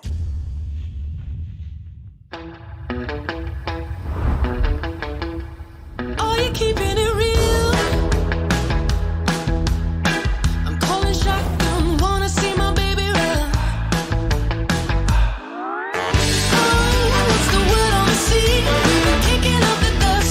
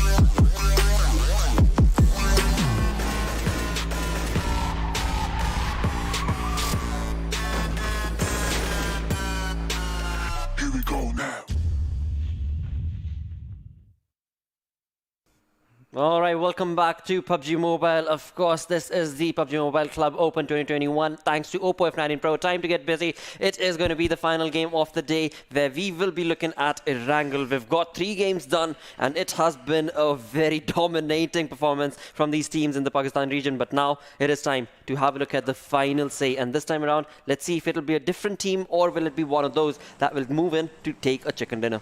I mean, clarity. First game, chicken. In this last match, they got eliminated. I mean, the lads are pretty much hungry in order to get at least kill or the placement. But for the moment, the flight path is completely dissecting the complete map into 2 equal halves. But certain regions, talk about Primos, the extreme region, the only ones are the one that is pretty much unglidable. Rather, everything looks pretty much decent and merry, and they are joyful as now Team Star is making a movement towards their favorite drop location, that is going to be Severny, and those hills are being captured by ZARAR Esports, the Solberg, and those Kamishki, those heights are being completely used by them. But ZARARs are completely close in the vicinity where Yasnaya Polyana is the region where COBs generally used to go towards their player, and it is going to be one player that is obviously going to be one player from the sides of ZARAR. I'm still waiting, which is going to be, it is going to be Vaz. Yes, he is Vaz from the sides of ZARAR that has created that flank approach. He is pretty much away from the situation, but the best part for the players in split around the area of Stolber and Kamishki is that no other team shows interest. So they have the luxury, they have the advantage, they have the privilege rather to enjoy the split. Well, for now, that is certainly going to be the case. And again, Wow. I mean, we saw the first circle as well. That was Yep. brought on down towards Zaki. And again, Trooper and Phoenix were mentioning it. And I would certainly agree as well, because it's very seldom that you see a circle like this moving on down towards the Zaki region itself. Yep. And once again, the PUBG gods, so to say, are going to be taking us through towards the northern side, where so many of these teams are going to find themselves in a comfortable spot as of now, because Star on the tangent towards Severny is going to be absolutely in the center of the zone. And with that, again, a very aggressive start from these teams in the lobby. It is going to be MaxD Esports who ends up fighting and trying to dominate against the player of FS, but thankfully, FS was absolutely fine. But on the other tangent, it is MaxD's player who has been caught off guard, and it is going to be Solo Esports' bot right here who has taken over MaxD's Rahi. Not a start, a fathomable start for MaxD Esports, as Rahi will be taken care of thanks to that onslaught that is coming in from the sides of Solo Esports. For the moment, it is going to be an easy affair for him to actually bleed him off, let him bleed him off, or maybe get close towards him to get that kill secured. But certainly, that's a 110% secured thing that he is not going to be saved for the moment. That means MaxD Esports have to play for the rest of the match and with everyone. And the first blood before Rahi gets finished off, it is going to be Team 38, obviously a B that has gotten the first blood. I mean, right off the go, since the circle is pretty much the same in this last match, the first game of Erangel that it did happen, the circle is also favoring all the teams that love to go towards the area. And we were talking about Kamishki and Stolber. It is going to be ZARAR that will be getting the better half of it. Most certainly, and for now, things are going to start slowing down a little, which is, well, a good thing, because when it comes to this team, all of these teams in the lobby, they are just so very much wanting to jump into the fights. Gun blazing is what these teams are, and that has been showcased again and again from all of these games. And of course, it is important as well, because I mean, they're going to be completing the 8 games, thus only 4 are going to be remaining for them before we reach the final point where we shall see what teams are going to be jumping into the final. So it is easier said than done, but of course the stress levels are going to be really up top, and all of these players, they are going to try and bring in the best of the best play that they possibly can, and that is what is being showcased game after game, as Solo does confirm that kill for themselves. Rahi has been sent back in the lobby. MaxD find themselves with a 3-man army, and now Solo Esports are going to jump in to take on the remaining players from the looks of it of MaxD, and Dread is going to be running in with a buggy and just completely going a separate way altogether, and he's certainly not interested in giving the kill, but Venom is going to try his level best. Venom is not going to allow that easy rotation, but eventually there isn't much that he can possibly do, because well, the rotation has been made, and MaxD's players are going to be safe for the moment. 3-man squad is what they're going to have to play with as we come back to Solo Esports. Has the revival been the case? I mean, really want the observers to switch towards the side of MaxD, and it seems that the player has it been given the revival or not. We have to still wait and watch and see, but it seems that MaxD's player, I mean, we'll see if the player has bled off, and yes, Rahi has bled off since the only 3 players survived. But the circle that we talk about, split from the sides of Reaper X, the team that got the chicken in the game of Miramar, certainly looking unsettled for the moment, I would say, because they still have to make a maneuver. But Freestyles are coming back towards Gardari. It seems that he needs some sort of help, because he seems that he is not in a motion and the player needs to be taken care of, and the players are coming slowly and steadily, and no players from enemy teams are there in the same vicinity. That means it will be a safe passage. So still a lot of breathing space. We just talk about the Northern Island. Shooting Red is just up for grab if any team needs to come. But Clarity, the team that really got just flushed out in the last game by Portal Esports, they are looking pretty much strong at this moment, holding the northern Giorgio is where they can camp the situation. The bridge that connects this island obviously to the northern one, they really have a good chance, and I guess some team will be the one. Which team will it be that might be traversing around the same area? And if the circle tends to constrict to the same area, or maybe shifts and tends to tilt toward the northern side, there may be a chance that one team might be looking to go towards that. So a lot of possibilities are still there. In this last game itself, the circle shifted towards the same area. But in that situation, no sort of a bridge camp situation with there. And generally, we don't get to see those Giorgio bridge camp, obviously. But certainly, you just cannot rely on this thing, and you cannot deny all these facts. But Yasna Apollon really want us to see the contestation between Cob and 2EZ, which for the moment it seems impossible and unlikely, as now the teammates and other players are spreading themselves apart, and a lot of distance has been created. That means they are falling themselves away. But the question is going to be, it is going to be the grounders coming in from the southwest eastern side. It is going to be Portal Esports, F2D, and in that situation, it will be a time where Max D from the area of school apartments might pencil them down. Well, that could very well be the case, but as you were perfectly mentioning, when it comes down to Portal Esports as well as the grounder, they are making that rotation very close to each other, and well, for now, it seems like the grounder have moved away, and they're going to be sticking to their roots, and Portal Esports will be able to get through the area, no problem whatsoever at all. The rotation will be made with absolute ease. And on the other tangent, Yasnaya, it seemed like COBx was going to take a fight against the players of 2EZ, but 2EZ have made a rotation for themselves. So once again, talking about contestations, well, there aren't a lot of contestations that we can anticipate, but in all of this, this is the thing, the circle. Where exactly is the circle going to be moving? Where exactly is the circle going to be pushing? Because the teams are going to be finding themselves in the comfort of the zone for now as we move on along. It is going to be team 2EZ. That was, of course, we were looking at against the players of COBx have been able to get away and are going to be making that rotation. There was no other team in the vicinity as they made that rotation straight into was the zone from the eastern front. And eventually, as we move the conversation down towards Portal Esports, a team that dominated in the previous game. Of course, they were not able to get into the top half of the kill feed and whatnots, but eventually they did get 6 kills for themselves in the first few minutes of the game itself. So a GG play is what they showcased, but this time around 8-minute marker is where we're at, and absolutely no kill has been confirmed for Portal Esports as well. Looking to get more and more kills is what I expect from that, because this is one team that one good day that can really turn the things apart. But Buggy into that school main school building is what we're getting to see, and Reed with that extremely good rotation coming in with the players pretty close to them side. It is gonna be Solo Esports, and now realizing the fact they must have heard those Buggy sounds, and before that happens, it is gonna be Solo Esports that was coming in, and Rozok is where they will be taking the fight, and they must be inviting for the contestation that if you have the courage, come and defeat us in the area of Rozok. And that main obviously that ridge that is the infamous ridge behind the Rozoks that starts the initial points from where Rozok starts, it is being controlled by Hacker, and Hacker needs to obviously take care of this position, because if there is a straight slam in by 4 players, it will be a pretty tough charge, and in that predicament he might falter down and succumb to pressure. But as you just mentioning these facts, some players are slowly and steadily coming in, and it seems that one more team is in the same vicinity on the backhand side. The situation,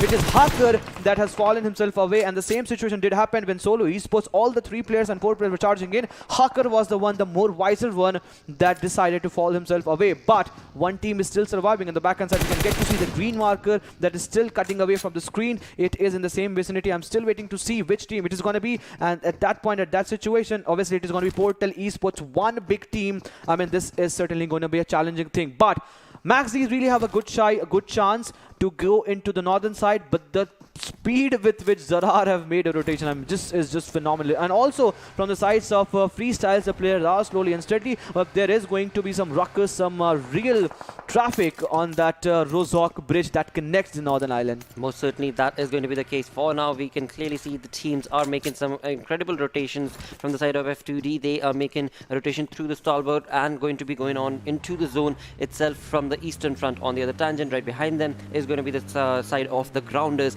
as they make their own rotation, and very far away is what they are going to be when it comes down to the placement of F2D. But eventually, as these teams get inside the comfort of the zone, it is going to be Portal Esports creating a perfect line, as we can see, getting themselves towards the comfort, in towards the center, and across right next to them is going to be ZARAR. Now, so many colors have jumped right into this area with not a lot of areas that are going to be openly available for these teams. So fights are going to get started off in just a matter of minutes, and they, as soon as I say, have already taken on FS is going to be on the receiving front. It is going to be Ghazari who has been sent back into the lobby, and it is going to be not the kind of play that this team was wanting to make. Just noticed one thing, Blotter, to be honest. I mean, Freestyles really had a safe passage, a safe haven, and they could have gone straight onto the Northern Island. And realizing the fact that it is Team 38 on the backhand side, they really retraced the path, and now in the same vicinity, decided to take the fight, and now losing 1-2 player in this situation. I mean, now the decision has actually backfired them,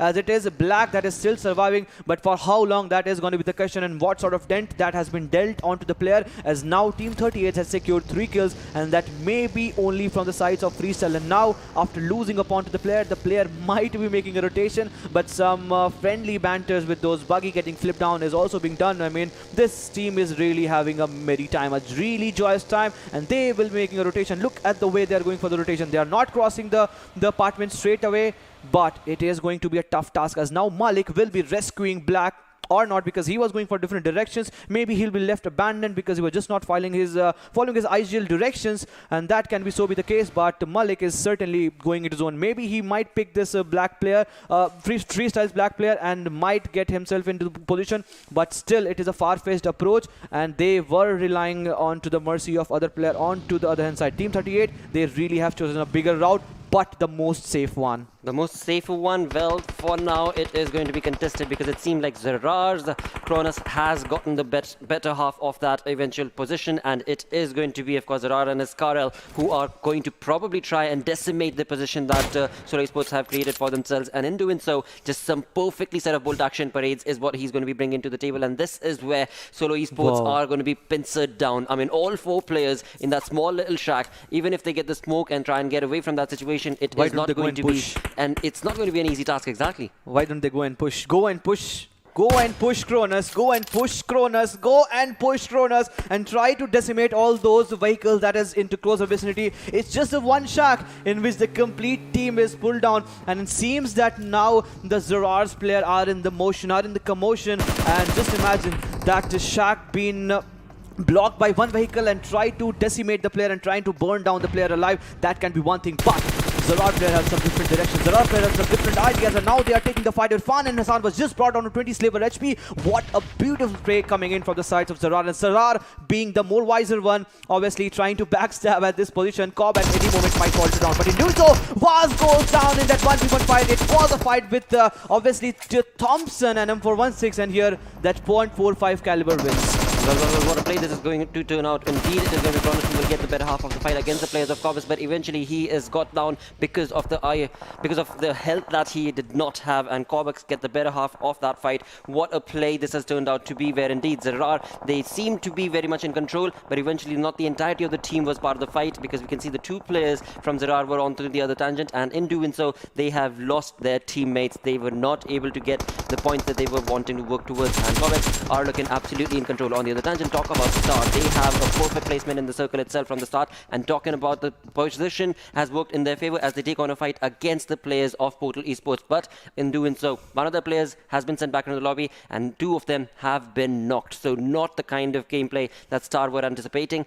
but again, with the placement in the compound, they have at least given a little bit of damage to Portal Esports for now. But as we look on towards this area, so many teams are going to be covering this fight. So of course, there will be a lot of ruckus that will be created when the grounders try and move on along as well.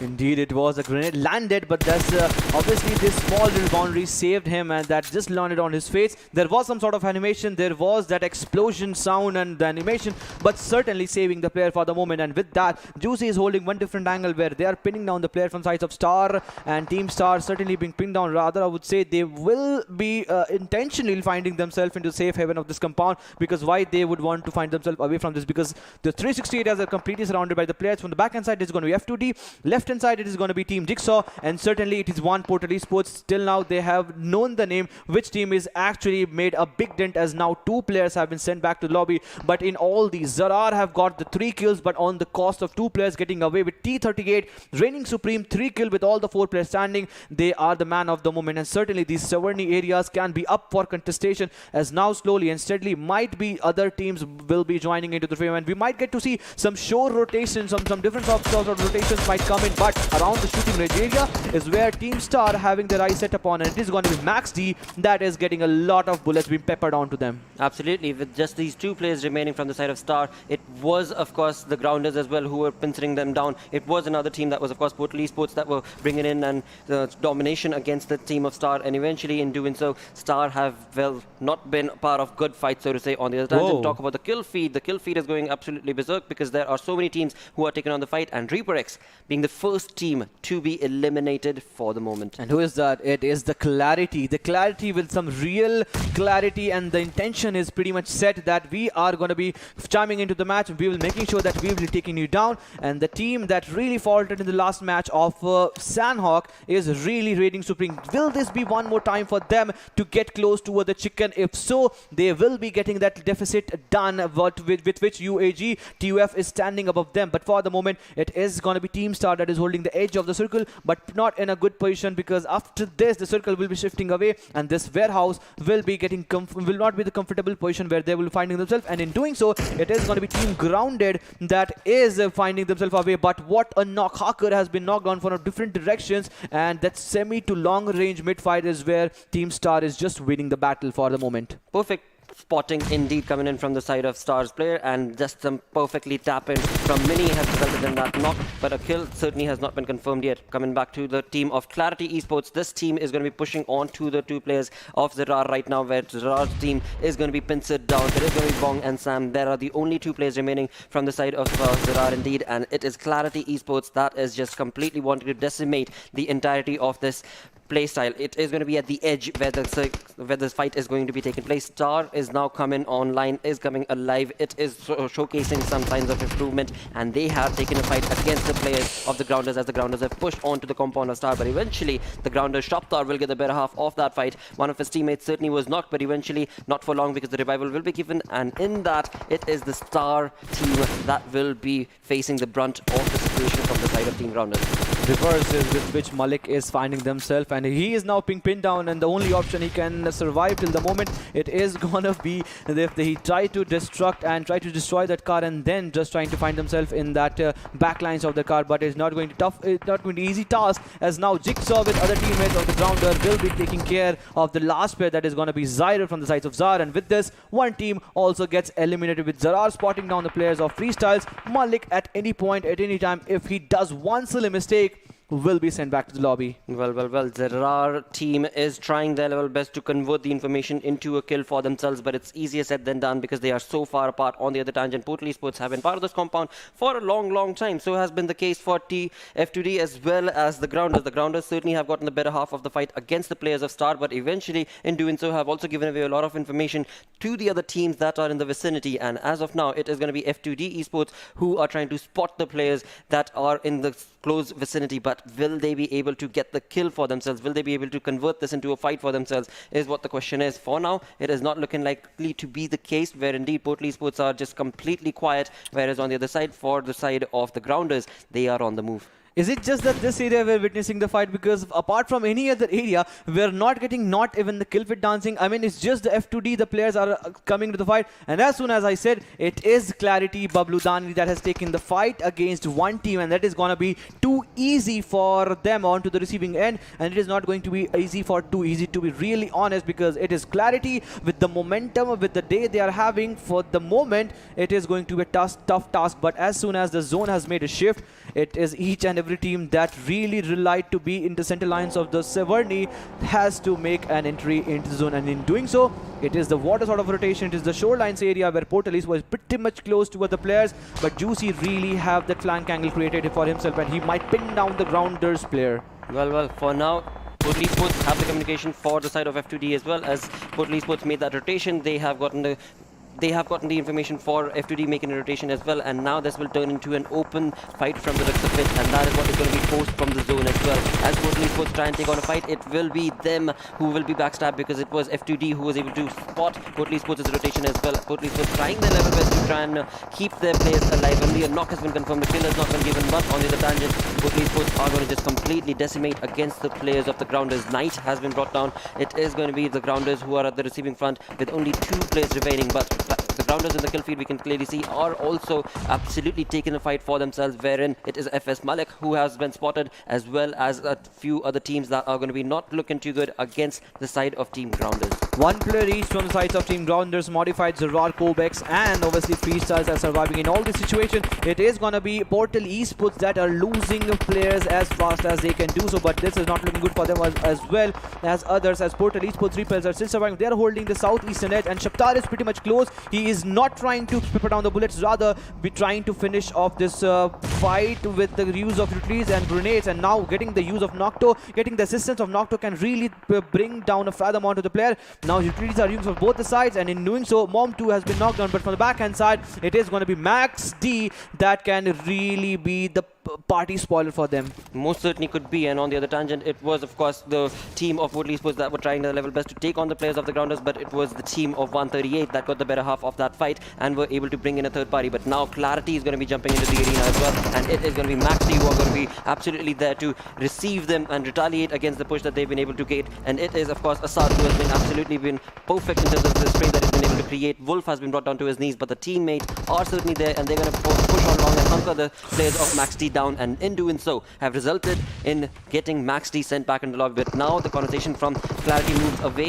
moves on towards Portal Esports. Dani has fallen down, Wolf is going down, that means Clarity is going down, but Portal Esports in all these fights, Nocto is the one that has really put a big dent out of the total 7 kills. It's the 4 that Nocto has been able to secure. Zibyan on the other hand side is still surviving. It seems that he is the one player surviving along with 420 boy on the backhand side. Now utilities are being used to perfection, but it's just overshoot. Zibyan is creating that smoke in order to find himself on the backhand side and just trying to retreat from these areas. But the way Portal Esports have defied and not let their foe to getting big beats, that is just commendable and just so mesmeric to watch, with Zibyan just getting those into the smoke clouds. He is still waiting, but the grenade is coming in. The grenade is coming. It has done the damage, but just the 32. Absolutely, Portal Esports are certainly not going to allow Zibyan to get away from this position without a kill being confirmed. But on the other tangent, when Portal Esports do overextend, we can clearly see in the mini map that it is going to be Clarity's teammate who is going to be able to give him a little bit of that cover as well. And in that conversation, it is Portal Esports who are going to be absolutely moving away from that situation, because they have other things to discuss, and that is going to be the rotation to get into the comfort of the zone. For now, Nocto has been brought down. It is going to be the team of 138 who are getting the better half of this fight. What a perfect turn of events this has turned out to be for the side of team 138, and Portal Esports none the wiser are being caught off guard, out in the open, one by one being knocked on and being sent back into the lobby. 138 team 138 getting the better half of the compound, and now they're finding themselves in the fortified area, and just because of that, all the 4 players are alive and they are making the most of the situation. Bullet on to the other hand side from the side of Modified will be taken care of thanks to the onslaught that is coming from the side of Too Easy, and Tifa is looking to get more and more kills on to the other hand side. It is the northern side from where team F2D Esports are coming in, and this is not also going to be an easy task, as now the compound is still favoring the lads of team 138, with certain players getting hold of these small little compounds, the small little shacks. The players are holding themselves onto the first floor from where they are getting a huge amount of angle, and they are pinning them down. With Solo X's Venom still surviving, it is also looking not so glimmering for Solo Esports, as he might be at any time maybe brought down to death, and that will be a demise of a full team. But 138, they are still getting the favor of the compound, and that's the only team in whole of the lobby that is getting the better half of this compound, and just because of that, the team are looking pretty much strong. If one more shift into the compound, that can certainly be the game. It most certainly could be the case. Talking about F2D, they have all 4-man squad looking absolutely comfortable as they try and push on towards the compound of team 138. 138 have been able to accumulate 8 kills for themselves. Freestyles player, we did see as Portal Esports was making a rotation towards the beach side, has been in the water for a long time. So Freestyles player, all he's doing is trying to get all the other teams fight against each other as he works on towards those placement points, and that is what the other teams are certainly working towards as well. As they take on a fight against the players of Team 138, it is not going to be easy for 2Easy as they make that push, but eventually will be caught and will be dropped as they are out in the open. Shamir was wisely deployed. He knew, the team knew that it is going to be certain team that is going to be made a slam, and as soon as Tifa slammed his buggy onto the face closer towards that compound, he was taken care of. Now it is Khalifa and Zair that are surviving on the mercy of the player. They don't have any sort of smoke. They are not using the utilities. That only means and don't justify that they are running short of all the utilities. In all doing so, Shamir is the one that is still holding that angle. That's still holding that angle with Farhan joining in the fray. The team is looking strong at this moment. They are just going to finish up the kill, but it seems that they are unaware of the fact where exactly Khalid and Zaid are hiding, else the player wouldn't have come close to this direction. They were in the open. At that point, a knock could have secured, but certainly 2Easy were just reluctant to give their position away. Absolutely, and that is certainly going to be working in that team's favor. But eventually now, with the nades being paraded from the side of 2Easy, the information is going to be relayed to Farhan and his teammates as well. But the question is, the circle is not favoring them. The circle is, it's far, far away from them, and they're going to have to rush it out in the open, and that is something that Team I-38 were not prepared for from the looks of it, but they are going to try their level best as they do. It is going to be, of course, 2Easy who might get the better half of the fight, but no, it will not be the case, as Farhan is going to jump into the arena to take on that onslaught, and with the iron sight working in his favor, he is absolutely decimating the competition one by one.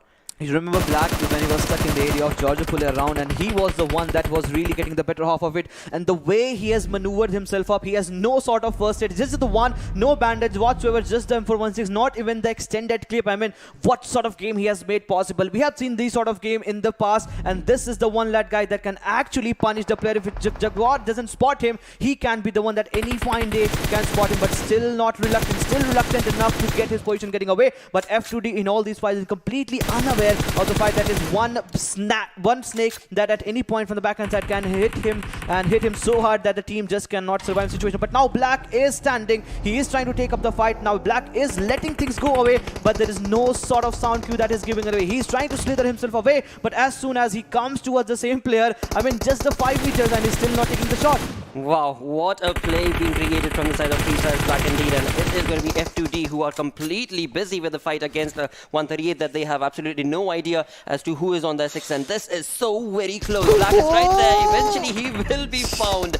Wow, that was so close, so close. He was just trolling the players of F2D. Incredible skills right there, of course, being showcased from the side of how can you be a slithering man, and that is exactly what that dude was doing. Eventually, when we bring it down to the game itself, we are still faced with a 4v4 situation. Correction, it is a 4v3 where indeed it is I-38 who are losing their players and have been brought down to a 3-man squad. Indeed, it is 3-man squad is what they're signing up with Farhan leading on the charge. It is looking pretty decent for Team 38 because they have the zone. It's the road which F2D have to tackle, but in all this situation, it is going to be Kashan that has brought down to his knee. It seems that now the fight will be on the even side if he just gets him bleeded off, but it seems the revival is the case. 7 meter is what Shamir needs to travel from the left hand side. There is one drop. That means Team 38 can get the better half of it, but smokes are being deployed just to cross the road, and Jaguar is the one that is leaving the charge from the right hand side with Evil. He's getting a lot of assistance, but Shamir is the one that is creating the flank angle with Farhan into the center line to circle. He will be the one that will be getting a lot of input too,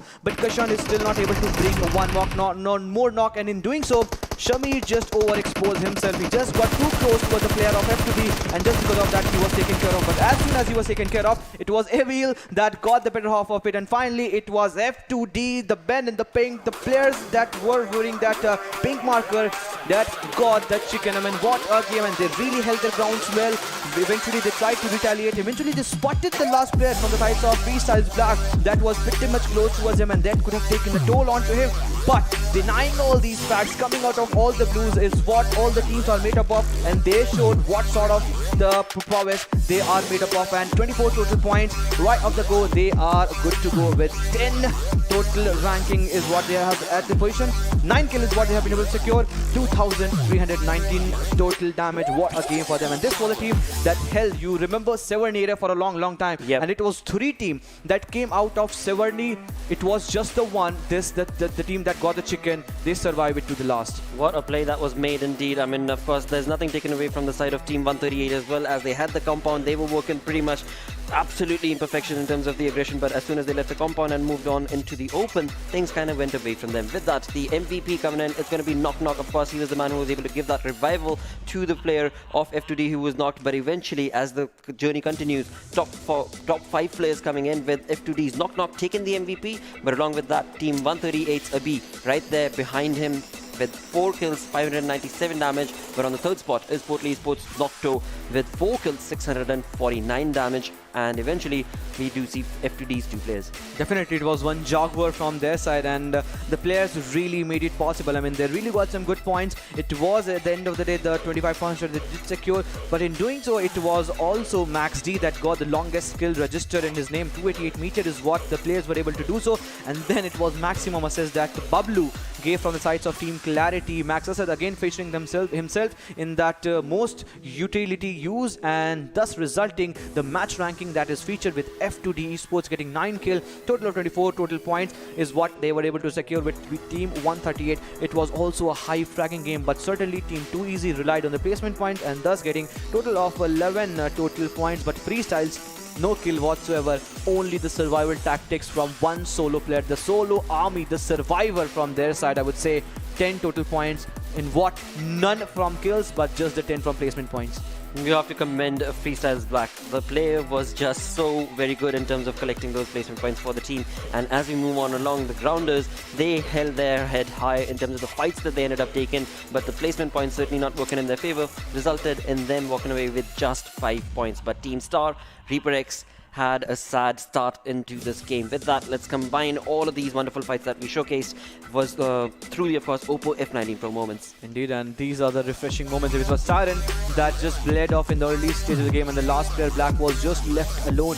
It was one player that could have saved him, but he said just no to him, and thus resulting getting a lot of placement points. But moving on to the long, it was Grounder that made a push onto the Severity warehouse, where it was pretty much impossible for obviously Team Star to survive in the same situation, and then it was an all easy affair for the Clarity. They tried to take a toll onto the Max D players. They took a toll, but then it was them losing a lot of player, and then they lost the momentum. Then there was Portal Esports Mom2 blown off thanks to that onslaught that was coming in, and for a longer time, Team 138 held those fortified areas, and just because of that, they were away from the middle stage fight, where most of the teams in the lobby lost a lot of players from their side. Absolutely, and with that, we had this final fight taken between the players of, of course, Team 138 against the players of F2D, where F2D got the better half of the fight and eventually walked away with the chicken dinner. Moving on to the overall rankings, this is where we do see the Grounders moving up through the ladder, up through the perfect approach. They are on the 5th with 86 points for themselves. Wow. Team Star right here is also a team that we can talk about with 80 points, looking pretty neat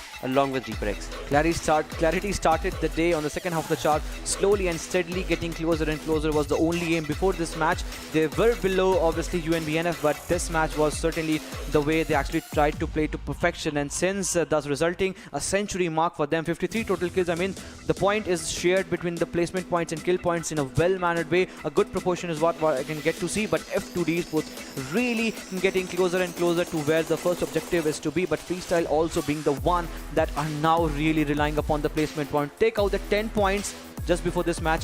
They were not good in terms of placement point. It was just 20. Since now they are working on the placement points, it is looking so good for Freestyles. Absolutely, that is going to be the conversation that they have to thank Black for. Eventually, as we move along through the story, it is of course ZARAR right here for themselves on the 23rd, Portal Esports, who are on the 21st along with the Modified right above them. As far as the point difference is concerned, there's only 1 point difference, but as was mentioned earlier as well, 8 games are done in total, 12 games are there, so 4 games are remaining for these teams, and eventually only the top 14 are going to move on across. So a lot of skills are going to be needed to showcase from these from the teams who find themselves on this third page.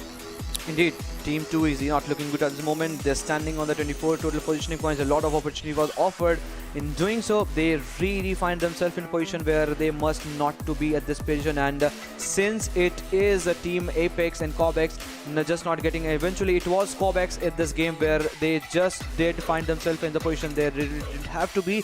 8 total matches, 19 points is just not acceptable, but what acceptable it is going to be still UAG Tough Edgar with the 20 28 kills that he has been able to secure in the 8 matches. It is Zibyan from the sides of Clarity that has made a mark. 3128 is the damage number and just 1 kill shy from what Edgar is standing at the moment. Absolutely, just perfectly dominating force is what these teams are. NFP Sky's Helsi is also here with 17 kills, along with, of course, the grounder Shaptar, 17 kills and 20-30 damage. And following him is, of course, going to be Tyrant 2 with 16 kills and 3,000 plus damage, 3,800 plus damage. So amazing turnover wins indeed. But as we were discussing, there are matches still remaining in the semi-finals, and these teams hopefully will be able to progress on along with this sort of a dominating force. Alongside that, we do reach the end of our show. It is, of course, a huge thanks to Oppo F19 Pro for making it all happen, and thanks to you guys for sticking around and, of course, enjoying and supporting the entirety of the stream. With that, like I said, it is time to end. Thank you so very much for tuning in. We'll be back again tomorrow. Until then, take care.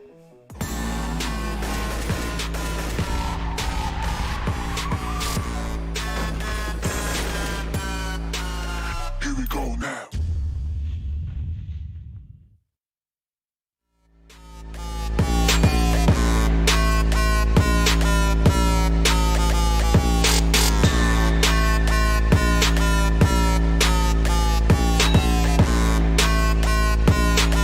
Here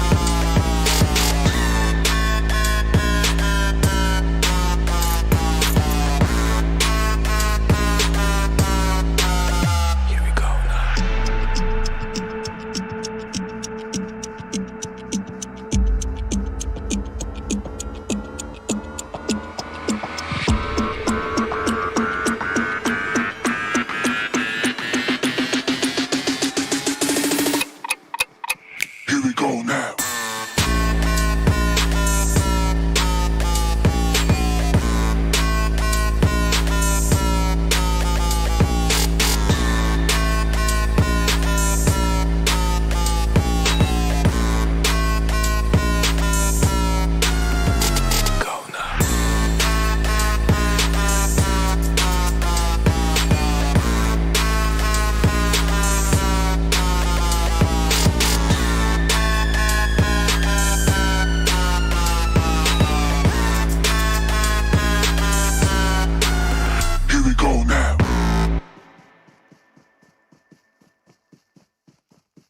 Here we go now.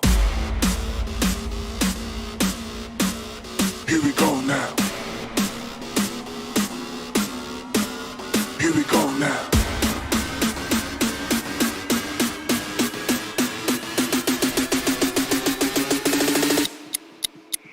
we go now. Here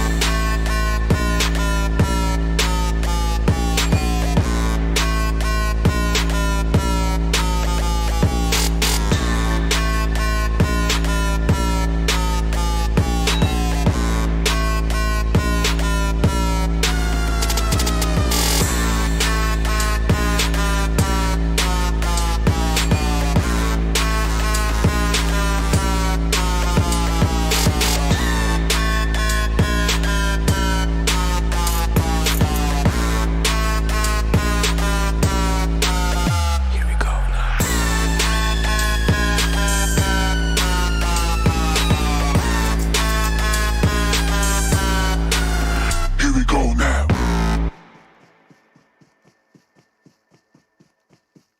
Here we go now.